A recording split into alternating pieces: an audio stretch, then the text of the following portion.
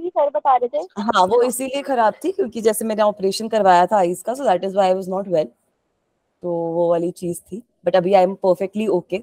और आज आपका ऐसे इलेक्ट्रिक फील्ड और चार्जेस हम पढ़ेंगे, ठीक है? तो सब बच्चे ऐसे रेडी हो जाओ। मैं फिर से बोल रही हूँ कि कुछ बच्चों के लिए रिवीजन लेक्चर है, कुछ बच्चों के लिए नए नए टॉपिक्स हैं। तो पिछली क्लास में बेटा, हमारी क्लास में हम लोगों ने डाइपोल के बारे में पढ़ा था, है ना? मुझे भी बहुत अच्छा लगा आप लोगों को फिर से मिलकर बच्चों। पिछली क्लास में हम लोगों ने डाइपोल के बारे में पढ़ा था, और डाइपोल होता क्या है, डाइपोल की वजह से इलेक्ट्रिक फील्ड क्या होता है, ये सारी चीजें हमने देखी थी।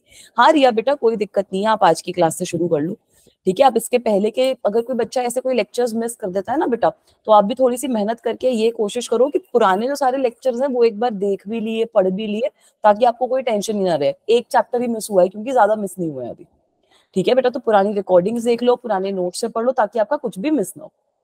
ऑलराइट, तो आज की क्लास में सबसे पहले वी विल टॉक कि अगर हमारे पास डाइपोल है और डाइपोल को हम यूनिफॉर्म इलेक्ट्रिक फील्ड के अंदर रख रहे हैं, तो उस केस में क्या होगा और डाइपोल किस तरीके से बिहेव करता है। We will also study about potential energy of a dipole.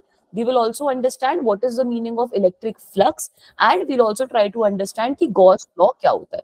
तो अब इस चैप्टर में जो हमारा मेजर टॉपिक रह गया है इलेक्ट्रिक फील्ड और चार्जेस वाले चैप्टर में, वो गॉस लॉ का टॉपिक रह गया, और गॉस लॉ हम ट्राई करेंगे कि आज स्टार्ट हो जाए। गॉस लॉ समझ में आ जाएगा, उसके बाद हमें उसकी थोड़ी सी डेरिवेशंस करनी है कि स्फीयर है या फिर वायर है या फिर शीट है, उन सब की वजह से आप गॉस लॉ उन सब पे अप्लाई करके किस तरीके से अपना रिजल्ट जो है वो निकाल सकते हो फॉर इलेक्ट्रिक फील्ड, ठीक है? ये चीज हम समझेंगे। उसके बाद once Gauss law is finish, once Gauss law is winded, then हम लोग इलेक्ट्रिक पोटेंशियल वाला जो पार्ट है उस पर मूव कर जाएंगे, ठीक है? तो इलेक्ट्रिक पोटेंशियल वाला पार्ट अगर समझ में आया, इलेक्ट्रिक पोटेंशियल एनर्जी समझ में आई, तो ये चैप्टर हमारा खत्म हो जाएगा। फिर लास्ट कैपेसिटेंस का टॉपिक बचेगा, वो भी करके आपकी ये वाली जो पूरी इलेक्ट्रोस्टैटिक्स की यूनिट है दैट विल गेट फिनिश। हाँ बच्चा, मैं वही बोल रही हूँ कि कुछ बच्चों ने ये टॉपिक्स ऑलरेडी पढ़ रखे हैं, तो आप लोगों के लिए रिवीजन क्लास होगी, थोड़े से क्वेश्चंस नए नए होंगे, तो अच्छा अच्छे से रिवाइज कर लो, फिर अगली क्लास में आपको और अच्छे से समझ में आएगा, ठीक है? कोई दिक्कत नहीं है बेटा। वेलकम टू द क्लास रिया। तो सबसे पहले हम बात करेंगे कि डाइपोल को अगर हम इलेक्ट्रिक फील्ड में रखते हैं, अगर कोई भी आपके पास डाइपोल है जिसको हम इलेक्ट्रिक फील्ड में रख रहे हैं, तो क्या होता है, ठीक है? क्विकली मुझे ये बता सकते हैं बच्चे कि डाइपोल क्या होता है, what is the meaning of dipole? इसमें दो अपोजिट चार्जेस होते हैं। अपोजिट चार्ज के बीच में जो अट्रैक्शन होता है वो, ठीक है बेटा, डाइपोल एक तरीके से अट्रैक्शन वगैरह की बात ही मत करो, आपके पास दो ऑपोजिट चार्जेस है जो बहुत छोटे से डिस्टेंस से हमने सेपरेट कर रखे हैं।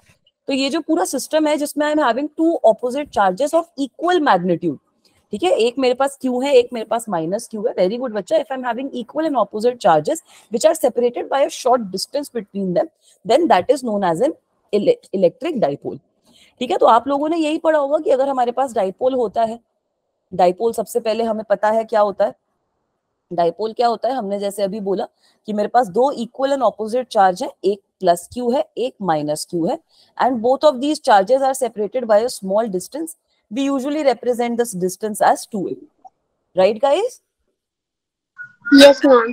Then we also, very good beta, then we also studied about dipole moment, है ना? डाइपोल मोमेंट के बारे में भी पढ़ा है सब बच्चों ने। डाइपोल मोमेंट को हम P से रिप्रेजेंट करते हैं, क्या होता है, what is the meaning of dipole moment? Ma'am P is equal to 2AQ। Very good, dipole moment simple है बेटा, जो भी चार्ज का मैग्नीट्यूड है अगर उसको आप मल्टीप्लाई कर दोगे 2a से, तो आपके पास डाइपोल मोमेंट आ जाएगा। So this is basically the magnitude of dipole moment. और इसकी डायरेक्शन क्या रहती है, डाइपोल मोमेंट की direction? From negative to positive. Very good, it is from negative to positive charge.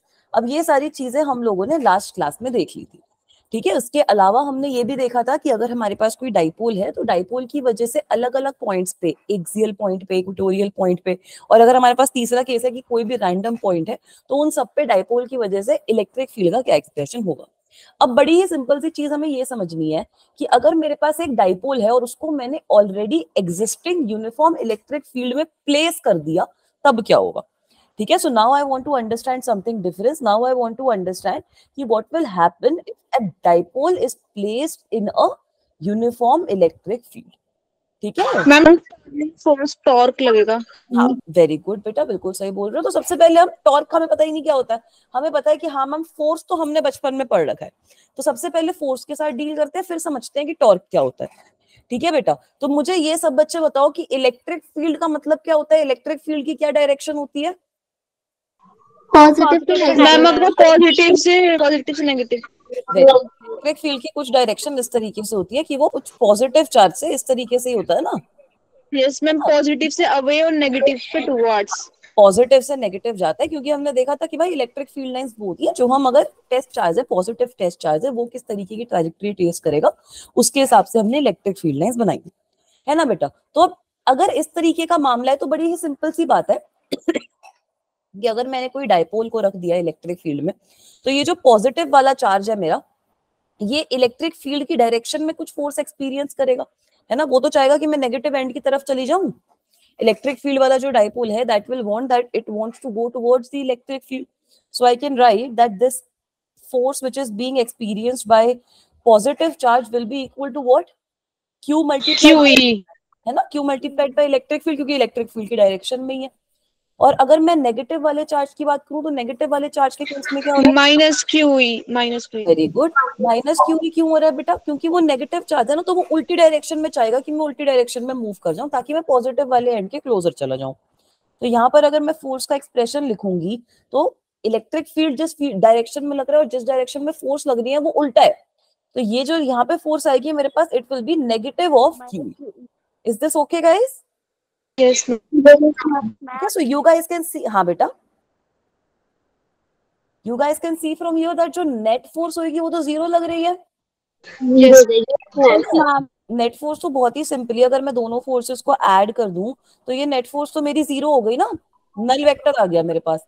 तो इसका मतलब एक बड़ा इंपॉर्टेंट रिजल्ट हमारे पास आया है बेटा कि ये जो डाइपोल होता है ना यूनिफॉर्म इलेक्ट्रिक फील्ड में, it is in translatory equilibrium.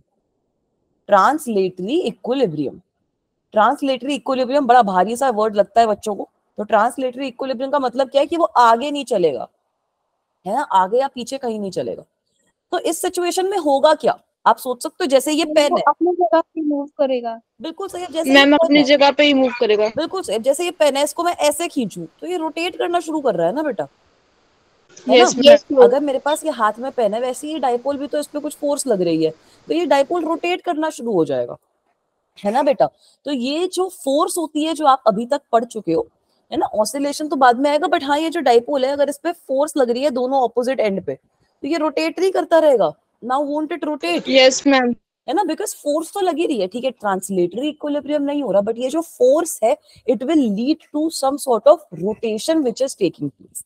ठीक है, तो ये जो रोटेशनल इफेक्ट होता है ना बेटा फोर्स का, वो आप आगे जाके 11th में भी डिटेल में पढ़ोगे, बट ये जो रोटेशनल इफेक्ट होता है फोर्स का, इसी को हम कहते हैं। मैम 12th में नहीं, ये पढ़ोगे ये टॉर्क का तो, अच्छा तुम तो पढ़ चुके, सॉरी, है ना, तो टॉर्क तो तुम लोग पढ़ चुके। तो नेट टॉर्क जो होगी वो हमें निकालनी है। Net torque acting on a dipole क्या होती है? टॉर्क का मतलब क्या होता है? The rotational turning force. Very good, torque turning effect of force. बिल्कुल सही, टॉर्क आपका टर्निंग इफेक्ट ऑफ फोर्स रहता है, विच मींस दैट अगर हमारी फोर्स कोई लग रही है तो वो फोर्स हमारी रोटेशन भी प्रोड्यूस करती है। तो ये जो आपका डाइपोल है, it will rotate about its centre of mass, है ना, it will rotate about its centre of mass, जिसको मैंने इस डायग्राम के अंदर पॉइंट O से रिप्रेजेंट कर रखा है। It will rotate about its centre of mass which is represented by point O in this diagram. So now can you tell me कि जो टॉर्क होएगी यहाँ पर point O के about, suppose I am calculating it on the positive charge, what will that be equal to? Torque क्या होती है? ठीक है, very good ma'am, force into distance. ठीक है, तो यहाँ पे डिस्टेंस क्या है? परपेंडिकुलर डिस्टेंस जो है वो हमारा OB है, यस है ना। डिस्टेंस एक तरीके से मेरा OB लग रहा है इधर, और फोर्स तो मुझे पता ही है, फोर्स अभी मैंने पीछे लिखी तो थी, very good, plus QE is my force in this situation, है ना। सिमिलरली अगर मैं नेगेटिव चार्ज पे भी टॉर्क कैलकुलेट करूं वो भी कर सकती हूँ, वो क्या वैल्यू आ जाएगी? OB into minus QE। Very good बेटा, वो OB नहीं आएगी, अब नेगेटिव चार्ज जो है उसमें OA आ जाएगा। यस मैम, OA, है ना, तो यहाँ पे मैं लिख सकती हूँ OA इंटू, मतलब इंटू नहीं है, ये क्रॉस प्रोडक्ट है एक तरीके से, OA cross minus QE। Is this okay guys? Yes ma'am. ठीक है, ठीक है, इसको हम ऐसे भी लिख सकते हैं, अगर ये नेगेटिव वाला जो साइन है, ये नेगेटिव साइन को मैं एब्सॉर्ब कर लूं इधर, so I can write it as AO, उल्टा वेक्टर कर दिया, हाँ मैम। है ना, ये वेक्टर की प्रॉपर्टी होती है ना कि नेगेटिव वेक्टर जो होता है सेम वेक्टर का मैग्नीट्यूड होता है, बस ऑपोजिट डायरेक्शन होती है। तो मैंने यहाँ पे ऑपोजिट डायरेक्शन ले ली, इसमें भी कोई दिक्कत नहीं है। ठीक है, तो अब हम नेट टॉर्क कैलकुलेट कर सकते हैं बड़ी इजीली। Yes ma'am. है ना, तो नेट नेट टॉर्क कितनी हो जाएगी, इन दोनों का समेशन, है ना। तो tau because of positive charge plus tau because of negative charge. मैं 11th को ही पढ़ा रही हूँ, तो मैं भूल ही गई कि आप बच्चों ने तो ऑलरेडी ये चीज पढ़ रखी है। मैंने बोला बच्चों को टॉर्क भी समझानी है। ठीक है, उसके बाद अब इसका मतलब क्या हो जाएगा, एक तरीके से मुझे क्या करना है, ओबी, मैम दोनों डिस्टेंस को ऐड कर देंगे। वेरी गुड, ओबी क्रॉस क्यूई, ये पूरी की पूरी एक टर्म आ गई, plus AO plus AO plus AO cross QE. Is this okay? Yes ma'am. ठीक है, तो इसको अब मैं कैसे लिख सकती हूँ, सपोज मैंने चार्ज कॉमन ले लिया, so I can write it as OB plus AO cross E. ये है ना क्रॉस Yes. प्रोडक्ट की एक वैल्यू। ठीक है, और अब ये जो OB प्लस AO है, इसकी वैल्यू कितनी हो जाएगी, अगर आप देखो यहाँ से AO प्लस OB पूरा का पूरा वेक्टर AB के बराबर है simply. Yes ma'am 2A। Very good, 2AB मतलब AB आ जाएगा यहाँ पे सिंपली बेटा, AB क्रॉस E, है ना। तो अब बेटा ये जो Q मल्टीप्लाइड बाय AB वाली टर्म है, ये तो मेरा डाइपोल मोमेंट नहीं होती, यस है मैम। ना। जो मेरा चार्ज है multiplied by the distance between them, this is equal to my dipole moment, और नेगेटिव से पॉजिटिव चार्ज की तरफ है ये, है ना। AB जो है वो नेगेटिव Yes, से ma'am. पॉजिटिव चार्ज की तरफ है। तो अब आप ध्यान से देखो, तो मेरी टाउ की क्या वैल्यू आ गई, जो मेरे पास नेट टॉर्क आ गई, P cross E। Very good, net torque is simply equal to P cross E। ठीक है, P क्रॉस E लिख लो, PE साइन थीटा लिख लो, जो आपका लिखने का मन है वो लिख लो। ये जो है आपका, ये आपका आ चुका है, जो आपका टॉर्क है, नेट टॉर्क, जो आपके चार्जेस पे एक्ट कर रही है, कितनी एक्ट कर रही है, वो आपके पास आ चुकी है। ठीक है, तो इसका आप मैग्नीट्यूड देख सकते हो, इसका मैग्नीट्यूड कितना होगा क्रॉस प्रोडक्ट में, PE sin theta. Very P good, is sin theta। बिल्कुल सही बेटा, the magnitude in this case of net torque will be equal to PE sin theta. Very simple, हमने देखा है कि क्रॉस प्रोडक्ट में sin थीटा आता है, डॉट प्रोडक्ट में cos थीटा आता है, और इसकी डायरेक्शन क्या हो जाएगी, मैम वो रूल से निकाल लेंगे।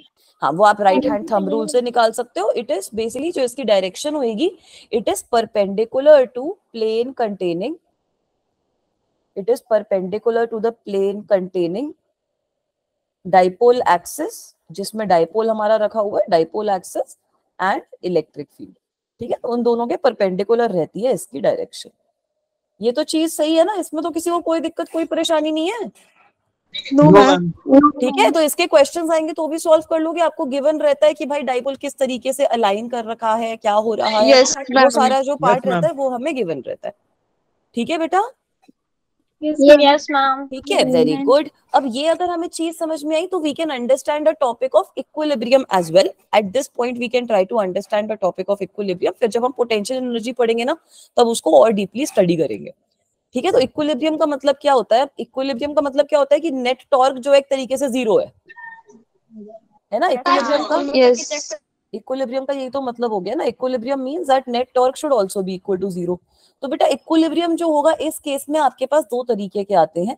एक होता है आपका स्टेबल इक्विलिब्रियम, स्टेबल और अनस्टेबल। वेरी गुड, एक होता है, बिल्कुल सही बेटा, एक होता है हमारा स्टेबल इक्विलिब्रियम और दूसरा होता है हमारा अनस्टेबल इक्विलिब्रियम। तो स्टेबल का क्या मतलब होता है, मैम स्टेबल में जो अपनी डिजायर्ड डिस्टेंस है उस पर वापस आ जाता है, पर अनस्टेबल में ठीक है। नहीं आता। ठीक है, तो स्टेबल का मतलब एक तरीके से क्या हो गया कि देखो अब मेरा डाइपोल करना क्या चाहता था, जो पॉजिटिव चार्ज है वो चाहता था कि पॉजिटिव चार्ज इस साइड पे और नेगेटिव चार्ज इस साइड पे रहे, है ना। मतलब ये चाहता क्या है एक्चुअल में कि जो डाइपोल मोमेंट और इलेक्ट्रिक फील्ड रहे उनकी डायरेक्शन सेम हो जाए। इसका पर्पस तो यही है ना ऑसिलेशन करने का। तो का तो मतलब आपको पता है कि टाउ नेट जो होती है वो जीरो होनी चाहिए। टाउ नेट जीरो होने का क्या मतलब है कि भाई साइन थीटा आपका जीरो होना चाहिए। तो साइन थीटा जीरो कब होगा, 0 डिग्री पे और 180 डिग्री पे। मैम 0 डिग्री और 180 डिग्री पे। Very good. तो ये स्टेबल इक्विलिब्रियम में क्या होता है बेटा, इस केस में आपका जो थीटा होता है वो 0 डिग्री होता है। मतलब अगर ये मेरा इलेक्ट्रिक फील्ड है, ठीक है, if this is my electric field, then my dipole is placed such that it, दो जो डाइपोल मोमेंट है it is like this. Ma'am parallel to electric बिल्कुल फील्ड। सही बेटा, it is parallel to the electric field. मतलब क्या है इसका कि नेगेटिव वाला चार्ज इधर हो, पॉजिटिव वाला चार्ज इधर हो, तब मेरा अलाइन हो जाएगा। जो ये होगा ये मेरा स्टेबल इक्विलिब्रियम माना जाएगा। अनस्टेबल इक्विलिब्रियम इसका उल्टा हो जाएगा। यस मैम, अपोजिट डायरेक्शन हो जाएगी। अनस्टेबल इक्विलिब्रियम में क्या होता है, थीटा 180 डिग्री होगा तब भी तो टाउ 0 आएगा ना मेरे पास, है ना? अपोजिट हो जाएगा इलेक्ट्रिक फील्ड के। बिल्कुल सही बोल रहे हो। तो अब ये अनस्टेबल इसलिए है क्योंकि ठीक है यहाँ पर फोर्स तो नहीं लग रही, बट अगर मैं जरा सा भी इसको डिस्प्लेसमेंट दूंगी ना, ये उल्टी डायरेक्शन में ऑसिलेट करना शुरू हो जाएगा। यहाँ पे तो ऑसिलेट करके वापसी इसी पोजीशन पे आएगा क्योंकि ये स्टेबल इक्विलिब्रियम की पोजीशन है। इस सिचुएशन में अब क्या होगा कि मेरा डाइपोल मोमेंट अगर उल्टी साइड पे एक्ट कर रहा है, तो since it is now acting on the opposite side, so the torque will act in such a way that it wants to align the dipole such that it is in stable equilibrium condition. तो उल्टा हो जाएगा मेरा dipole. ठीक है, ये चीज भी क्लियर है सबको? Yes ma'am. ठीक है, सिंपल है ये वाला पूरा कॉन्सेप्ट, सबको समझ में आया? Yes ma'am. Yes ma'am. Good.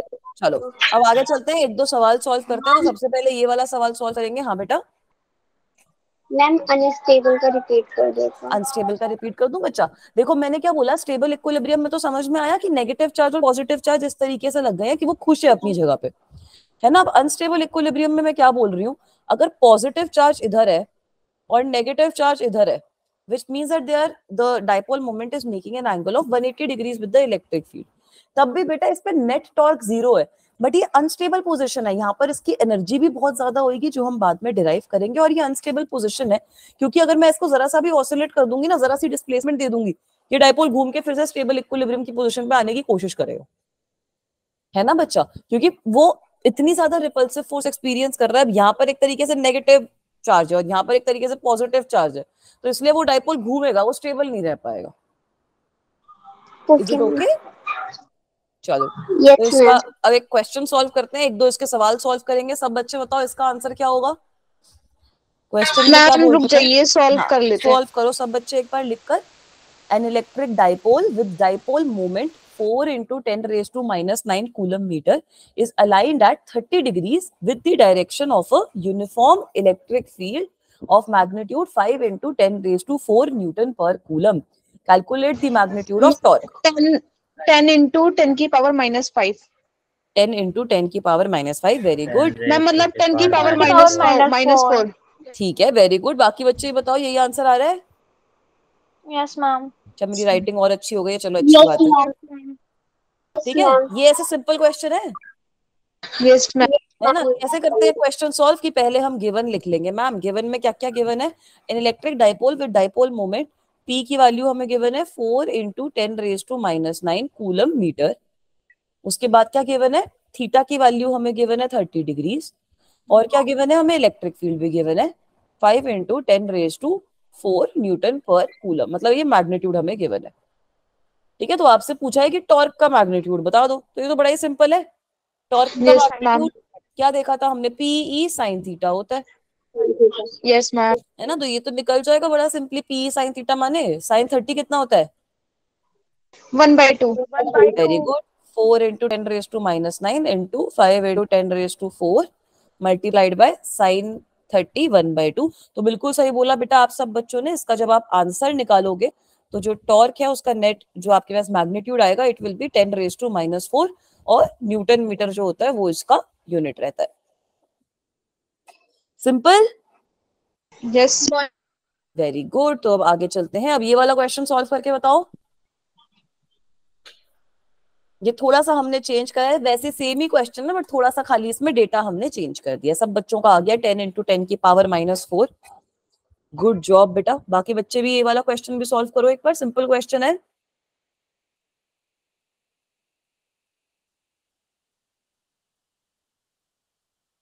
Try to solve it. Harleen, Sakshi, Ajay, समझ में आ रहा है बेटा आप लोगों को भी? Yes ma'am. ठीक है बेटा। ऐसे आप लोग ये टॉपिक पहली बार देख रहे हो, बाकी बच्चे शायद दूसरी बार देख रहे हैं। मैम 2 into 10 की power -5। All right, very good. बाकी बच्चे बताओ क्या आया? 4 into 10 की पावर -5। ठीक है, चलो तो इसको भी सॉल्व करते हैं, सोल्यूशन निकालने की कोशिश करते हैं। ठीक है, अगर जब तक मैं लिख रही हूँ बाकी बच्चे भी अपना सोल्यूशन करते रहो। N electric dipole is placed at N angle of 30 degrees. फिर से आपको थीटा की वैल्यू 30 डिग्री गिवन है और क्या गिवन है, direction of uniform field of magnitude 2 × 10⁵ तो इलेक्ट्रिक फील्ड की आपको जो मैग्नीट्यूड है उसकी वैल्यू गिवन है 2 × 10⁵ newton per coulomb. It experiences a torque equal to 4 newton metre. अब आपको टॉर्क की वैल्यू गिवन है बेटा, आपको बोल रखा है कि टॉर्क की वैल्यू है मेरी 4 newton metre and charge on the dipole आपको निकालना है। अगर आपको ये गिवन है कि डाइपोल की लेंथ जो है दैट इज 2 सेंटीमीटर, ठीक है, तो एक तरीके से 2a की वैल्यू आपको 2 सेंटीमीटर गिवन है, मतलब 2 सेंटीमीटर माने 2 × 10⁻² मीटर्स, ठीक है। तो सेम जो हमने अभी एक्सप्रेशन यूज किया है वही करेंगे, tau is equal to PE sin theta. Ma'am मैंने सेंटीमीटर से मीटर में नहीं किया, तो वो 10 की पावर 3 आएगी। वो का फैक्टर आपका 10 में गलत आ रहा था, ठीक है, कुछ नहीं होता, वो आप चेंज कर लो। तो बेटा जब यहाँ पे सारी वैल्यूज प्लग इन करेंगे, P की वैल्यू आ जाएगी हमारे पास, P will be equal to what, tau upon E sin theta, है ना। तो मतलब टाउ की वैल्यू हमारी कितनी थी, 4, sin थीटा ऊपर जाके इंटू 2 हो जाएगा, डिवाइडेड बाय E की वैल्यू कितनी है, 2 × 10⁵ तो P की तो वैल्यू हमारे पास आ गई, कितनी आ जाएगी P की वैल्यू, 4 × 10 ठीक है, मैम 4 into 4 × 10 की पावर -5, है ना। ये आ गई हमारे पास P की वैल्यू बेटा। अब आगे हमें क्या करना है कि इसकी यूनिट भी लिख देते हैं, कूलम मीटर में होगी। अब हमें पता है कि P होता क्या है, it is equal to charge multiplied by 2AQ। Length. Very good, तो Q मल्टीप्लाइड बाय 2 × 10⁻² की वैल्यू है आपकी 4 × 10⁻⁵। तो अब यहाँ से आ जाएगी फाइनल वैल्यू चार्ज की, यस मैम। है ना। ये 2 से 4 से 2 कट जाएगा तो 2 बचेगा खाली, और 10⁻² जब कट जाएगा तो आपके पास क्या बचेगा, Q आ जाएगा आपके पास 2 × 10⁻³ कूलम, मतलब Q is equal to 2 milli coulomb. Simple है बच्चों। मैम आपकी स्क्रीन स्टक हो गई शायद। स्क्रीन स्टक हो यस मैम। एक सेकेंड, नहीं स्क्रीन तो विजिबल है बेटा। मैम अब हुई है। अब हो गई, ठीक है, चलो ठीक है, मैम सिंपल है ये 2A सवाल। क्यों लिया यार ऊपर? बेटा 2a इसलिए लिया क्योंकि हम जैसे डाइपोल के बीच का जो डिस्टेंस होता है वो 2a से रिप्रेजेंट कर देते हैं ना, है ना। अगर आपको डिस्टेंस लिखना है तो आप d से भी लिख सकते हो, उसमें भी कोई दिक्कत नहीं है। मतलब आपको बस ये याद रखना है कि dipole moment is charge multiplied bye 2a। 2a हम मतलब इसलिए लेते हैं क्योंकि जब आपने एक्सियल और इक्वेटोरियल पॉइंट पे एक्सप्रेशन निकाला होगा ना बच्चा, तो वो उसमें जो डिनोमिनेटर है उसमें a के टर्म्स में एक्सप्रेशन आता है यस मैम। ना, तो बच्चे कंफ्यूज नहीं होने चाहिए, तो इसलिए हम क्वेश्चन में यहाँ पे लिख देते हैं 2a की वैल्यू इसके बराबर है, ठीक है बेटा। Yes yes ma'am. Yes ma'am. चलो अब आगे चलो, ये वाला क्वेश्चन और सॉल्व कर दो, बस ये लास्ट क्वेश्चन है, इसके बाद अगले टॉपिक में मूव ऑन करेंगे। सिंपल क्वेश्चन है, ये भी सिंपल है, ये तो उससे ज्यादा सिंपल है। सब में 30-30 डिग्री के मैंने एंगल ले लिया, तो बच्चों के लिए सिंपल हो गया मामला कि मैम तो क्या ही करें। चलो इसका डायग्राम भी बना देते हैं, बच्चे बोलेंगे कि हाँ अच्छा लग रहा है डायग्राम देखकर। ये बेटा आपका इलेक्ट्रिक फील्ड है, ठीक है। आपको बोला है कि डाइपोल आपने कुछ इस तरीके से प्लेस करा है that it is making an angle of 30 degree with the electric field. So you have placed your dipole somewhat like this such that it is making an angle of 30 degrees. This is your ma'am 18 into 10 की power -29। Very good, बिल्कुल सही बेटा। मेरा बाकी भी यही सबका आ भी रहा आ रहा है, ठीक है, गुड जॉब। तो इसको अगर हम करते हैं, कैलकुलेशन कर रहे हैं थोड़ी सी। ठीक है, कर लो बेटा, कैलकुलेशन कर लो। ये लो, मैं वेट, तब तक मैं गिवन वाली चीजें लिख देती हूँ, तब तक आप कैलकुलेशन करो। यहाँ पे भी थीटा हमें 30 डिग्री गिवन है, ठीक है। और क्या गिवन है, इलेक्ट्रिक फील्ड की वैल्यू हमें गिवन है 10⁻³ न्यूटन पर कूलम, और टॉर्क की वैल्यू भी आपको गिवन है 9 × 10⁻26 न्यूटन मीटर। सिंपल है क्वेश्चन, ऐसे सिंपल सिंपल अब क्वेश्चन। आ गया 18 into 10⁻⁻29। वेरी गुड बेटा, गुड जॉब। अब हमें पता है कि torque is equal to PE sin 30, ठीक है। ये वाले जो टॉपिक है इससे सिंपल क्वेश्चन आते हैं, इलेक्ट्रिक फील्ड से, कूलम्स लॉ से, उन सब से थोड़े डिफिकल्ट क्वेश्चन आते हैं, वो सब हमने क्लास में डिस्कस कर लिए हैं ऑलरेडी, है ना। अब यहाँ से हम P की वैल्यू लिख सकते हैं क्या, torque upon E sin। Ma'am screen stuck हो गई आपकी। अच्छा स्क्रीन स्टक हो गई, एक सेकेंड।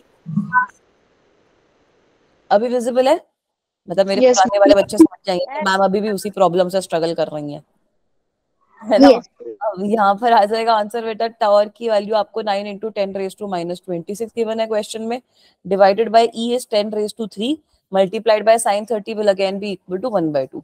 तो ये ऊपर चला जाएगा, 18 हो जाएगा, और -29 आपके पास आ जाएगा, तो P will be equal to 18 × 10⁻⁻29 newton per coulomb.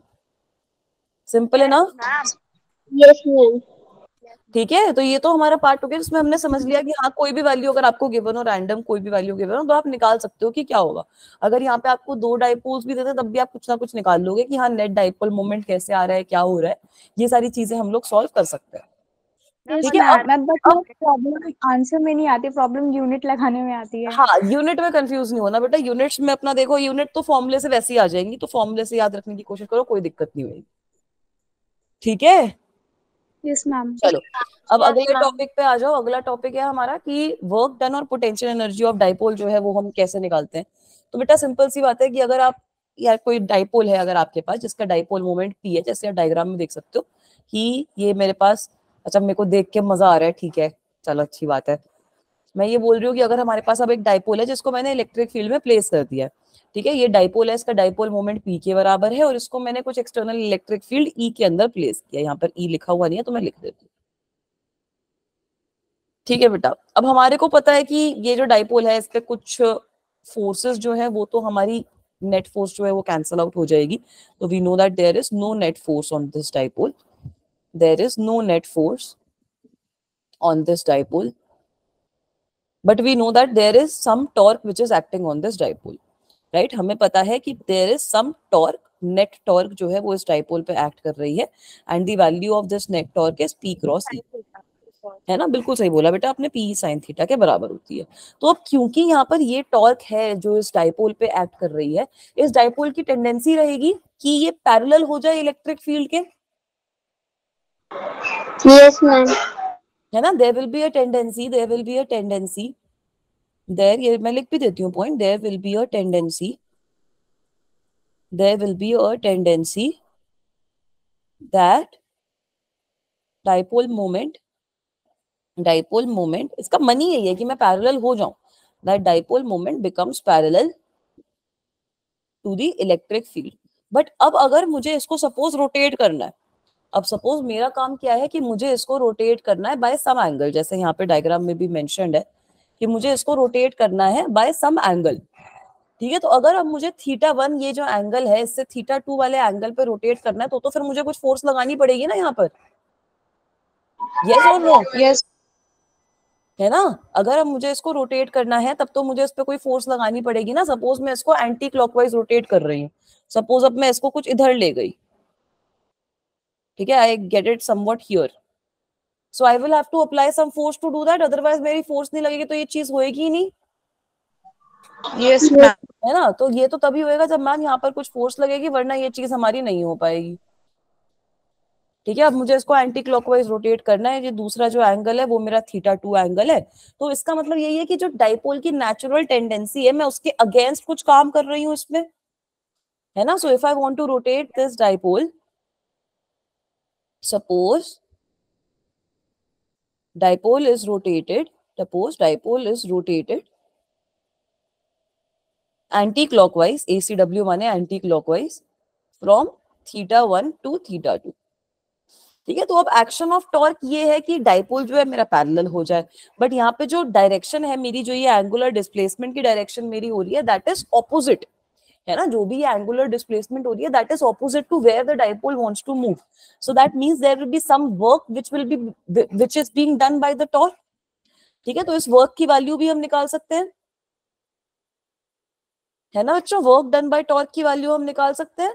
Yes ma'am ठीक है, तो work done by torque simple है, जैसे वहां पे फोर्स से डिस्प्लेसमेंट को मल्टीप्लाई करते थे, यहाँ पर अगर हमें टॉर्क की वजह से निकालना है तो आप टॉर्क को मल्टीप्लाई करोगे with angular displacement. Yes ma'am ठीक है, ये भी सिंपल है चीज। अब आप ये भी देख सकते हो कि जो टॉर्क है और जो एंगुलर डिस्प्लेसमेंट है they will act in opposite direction, so I can write that work done is integration of negative of torque D theta, क्योंकि दोनों के दोनों उल्टी डायरेक्शन में है ना। अगर सेम डायरेक्शन में करते हैं तब तो वर्क डन की जरूरत ही नहीं थी, तब तो वर्क डन सिस्टम करता, बट अभी हम ऑपोजिट डायरेक्शन में रोटेट कर रहे हैं, एंटी क्लॉकवाइज डायरेक्शन में रोटेट कर रहे हैं, मतलब जिस डायरेक्शन में डाइपोल जाना चाहता था उसके ऑपोजिट डायरेक्शन में रोटेट कर रहे हैं, तो हमें वर्क डन जो है वो टॉर्क करेगी इस पे।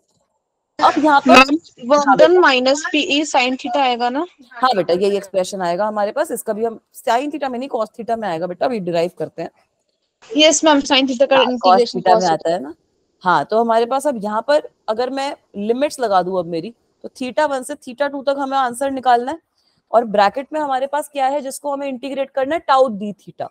टाउ की वैल्यू आपको पता है पी साइन थीटा होती है। Yes ma'am. तो ये तो बड़ा ही सिंपल है, Yes, इसको ma'am. इंटीग्रेट कर लोगे, है ना। Yes ma'am. तो वर्क डन की वैल्यू कितनी आ जाएगी, माइनस पी कॉमन आ जाएगा, साइन थीटा को करोगे तो माइनस कॉस थीटा आएगा। माइनस कॉस थीटा और फिर पी कॉस थीटा हो जाएगा। मैम नेगेटिव क्यों आया इसमें? ये यहाँ पे बेटा नेगेटिव इसलिए आया क्योंकि जिस डायरेक्शन में आपकी टॉर्क एक्ट कर रही है और जिस डायरेक्शन में हम एंगुलर डिस्प्लेसमेंट ले रहे हैं, they are opposite to each other, है ना बच्चा। जिस डायरेक्शन में आपकी टॉर्क एक्ट कर रही है, देखो ये जो बड़ा सा यहाँ पे सर्कल है ना, ये जो यहाँ पे ये सॉलिड शेप बनी हुई है, ये हमें दिखा रहा है कि मेरी जो टॉर्क है वो क्या करना चाहती है। और हमें पता है कि एंगुलर डिस्प्लेसमेंट हमने एंटी क्लॉकवाइज डायरेक्शन में क्योंकि रोटेट करना है, तो एंगुलर डिस्प्लेसमेंट हमने उल्टी तरीके से ली है। तो इसकी वजह से बेटा जो टॉर्क और एंगुलर डिस्प्लेसमेंट है, they are making an angle of 180 degree amongst each other. जब मैं यहाँ पे टॉर्क डॉट डी थीटा करूंगी, एक नेगेटिव का फैक्टर आ जाएगा, क्योंकि नेगेटिव डी थीटा मतलब वो कॉस 180 की वैल्यू आ जाती है ना। ठीक है बेटा, तो अब यहाँ से हम आंसर निकाल सकते हैं ना। तो work done yes ma'am. Value कितनी आ जाएगी, minus P multiplied by what, अब माइनस कॉस थीटा है इधर, तो एक तरीके से मेरे पास आ जाएगा cos theta 1 minus cos theta 2। अगर ये नेगेटिव यस मैम। है ना, अब ये नेगेटिव को भी अंदर अगर मैं एब्जॉर्ब कर लूं, वर्क डन मेरे पास आ गया पी मैम ये माइनस cos थीटा बेटा साइन थीटा को Cos theta two। Sine theta को जब इंटीग्रेट करते हैं ना बच्चा, तब नेगेटिव कॉस आता है ना बेटा। तो यहाँ पे हमारे पास ब्रैकेट में साइन थीटा का इंटीग्रल बच गया ना बेटा। मैम बाहर वाला नेगेटिव कहाँ गया फिर? बाहर वाला भी नेगेटिव वहीं पर है, ये देखो, ये माइनस पी कॉस थीटा था मेरे पास। मैम ने थीटा 1 थीटा 2 रिप्लेस कर दिया ना मैथ्स लगा के। हाँ चलो, मैं इसका ना एक स्टेप जो मैंने खा लिया है वो स्टेप भी यहाँ पर लिख देती हूँ। ठीक है, तो अगर मैं यहाँ पर लिमिट लगाऊंगी बेटा, तो मेरे पास क्या आएगा, minus cos theta 2 minus minus of cos theta 1। अभी दिख रहा है कि बाहर वाला माइनस यस मैम। तो यहाँ पर अगर मैं इसको अब एक्सपैंड करूंगी तो this will B minus P cos theta 1 minus cos theta 2। ठीक है, अभी समझ में आया, वो जो बाहर वाला माइनस है वो भी इधर है, जो अंदर ये माइनस कॉस थीटा का है वो भी इधर ही है ना बच्चों। Yes ma'am. क्लियर है बेटा। Yes yes ma'am. मैम। तो वर्क डन का हमारे पास एक्सप्रेशन आ गया। अब वर्क डन से पोटेंशियल एनर्जी का आ जाएगा, है ना। आप लोगों ने पढ़ा है कि चेंज इन पोटेंशियल एनर्जी क्या होती है, ma'am negative of work done. Very good. ये चीज जिन बच्चों को नहीं पता है वो याद करेंगे, बट पता है सब बच्चों को वर्क एनर्जी थ्योरम पढ़ा है बेटा। चेंज इन पोटेंशियल एनर्जी जो होती है हमारी, वेरी गुड बेटा, बिल्कुल सही आपने बोला। चेंज इन पोटेंशियल एनर्जी जो होती है हमारी नेगेटिव ऑफ वर्क डन होती है, नेगेटिव ऑफ वर्क डन होती है। तो यहाँ पे मैं लिख सकती हूँ कि जो चेंज इन पोटेंशियल एनर्जी होगा, है ना, चेंज इन पोटेंशियल एनर्जी होगा अगर मैं अपने डाइपोल को घुमा रही हूँ फ्रॉम थीटा 1 टू थीटा 2। ठीक है, so I can write it as that from theta 2 से लेकर अगर थीटा 1 तक मैंने घुमाया, तो final minus initial potential energy will be negative of work done, yes right. So this means that u theta 2 minus u theta 1 will be negative of work done, मतलब cos theta 1 minus theta 2 बन गया। तो मेरे पास एक तरीके से क्या आ गया, p cos theta 1 minus cos theta 2। यहाँ तक सब लोग मेरे साथ हैं? Yes ma'am. Yes ma'am. बेटा अब ना एक बड़ी इंपॉर्टेंट चीज है पोटेंशियल एनर्जी में, जैसे आपने यार बचपन में वो करी होगी ना, ग्राउंड के रिस्पेक्ट में मेजर करते थे पोटेंशियल एनर्जी को, तो mgh लिख देते है ना। तो ये जो चेंज इन पोटेंशियल एनर्जी वाली चीज है ना, ये हमेशा किसी रेफरेंस पॉइंट से हम मेजर करते हैं। ये जो भी चेंज इन पोटेंशियल एनर्जी का एक्सप्रेशन आता है हमेशा हम किसी रेफरेंस पॉइंट से मेजर करते हैं कि हमारा स्टार्टिंग पॉइंट जो है वो हमारे पास कितना है। ठीक है, और जो भी रेफरेंस पोजीशन पे हमारी पोटेंशियल एनर्जी होती है, हम बोलते हैं कि वो पोटेंशियल एनर्जी हमारी 0 के बराबर है। सो दैट मीन्स कि थीटा 1 की अगर मैं वैल्यू देखूं तो एक तरीके से π/2 वैल्यू से मैं मेजर कर रही हूँ कि π/2 से मैंने अपनी रोटेशन जो थी वो शुरू करी, और अब मेरे पास फाइनल वैल्यू क्या आ रही है पोटेंशियल एनर्जी की, वो वाली जो वैल्यू होगी वो मैं अपनी मेजर करती हूँ, है ना। तो यहाँ पर एक तरीके से मेरे पास क्या बन जाएगा कि u at any theta minus u of π/2, this will be equal to what, pe अब cos ये तो 0 हो जाएगा, माइनस cos थीटा बन जाएगा यहाँ पे खाली। ठीक है बेटा, तो इसका मतलब है कि अब हमारे पास जो पोटेंशियल एनर्जी है उसका एक्सप्रेशन किसी भी एंगल पे u थीटा एक्सप्रेशन पे, provided that my dipole is initially at π/2, तो जो भी किसी भी एंगल पे आपने अगर उसको रोटेट किया एंटी क्लॉकवाइज डायरेक्शन में, तो u थीटा की जो वैल्यू होगी आपके पास कितनी आ जाएगी, minus P cos theta. Is this okay? Yes, ma'am. Yes. है, तो इसको हम और अच्छे से कैसे लिख सकते हैं कि ये जो u थीटा वाली वैल्यू होती है, it is equal to minus of p dot E, और ई तो वेक्टर है ना, तो Yes, minus ma'am. Of p dot E जो होता है वो हमारे को potential energy due to a dipole की वैल्यू दे देता है। मैम आपने हाँ θ1 = π/2 के लिया। अच्छा बेटा देखो, याद करो कि जब आप बात करते हो पोटेंशियल एनर्जी की, अगर मैंने ग्राउंड पे कोई चीज रखी है, उसको मैं किसी हाइट पे ले जाऊं, तो पोटेंशियल एनर्जी आप बोलते हो कि mgh के बराबर है ना बेटा। तो हम ऐसा क्यों बोलते हैं, क्योंकि हम ये अज्यूम कर रहे हैं कि ग्राउंड पे जो पोटेंशियल एनर्जी है मेरी वो 0 है। तो पोटेंशियल एनर्जी आप जब भी मेजर करते हो ना, जैसे हम आगे जाकर भी जब इसकी कैलकुलेशन करेंगे तो हम बोलेंगे कि इन्फिनिटी पे 0 होती है, तो वैसे ही अगर यहाँ पर मैं पोटेंशियल एनर्जी मेजर कर रही हूँ, तो जो इनिशियल पोजीशन होती है ना हमारी, हम बोलते हैं कि वो रेफरेंस पॉइंट है। तो रेफरेंस पॉइंट हमने ले लिया अगर π/2 का, तो उस वाले π/2 पोजीशन से अगर ये डाइपोल एकदम एग्जैक्ट सीधा खड़ा है, उस पोजीशन से मैं किस एंगल पे लेके जा रही हूँ, उसकी वजह से मैंने पोटेंशियल एनर्जी की वैल्यू इधर लिख दी।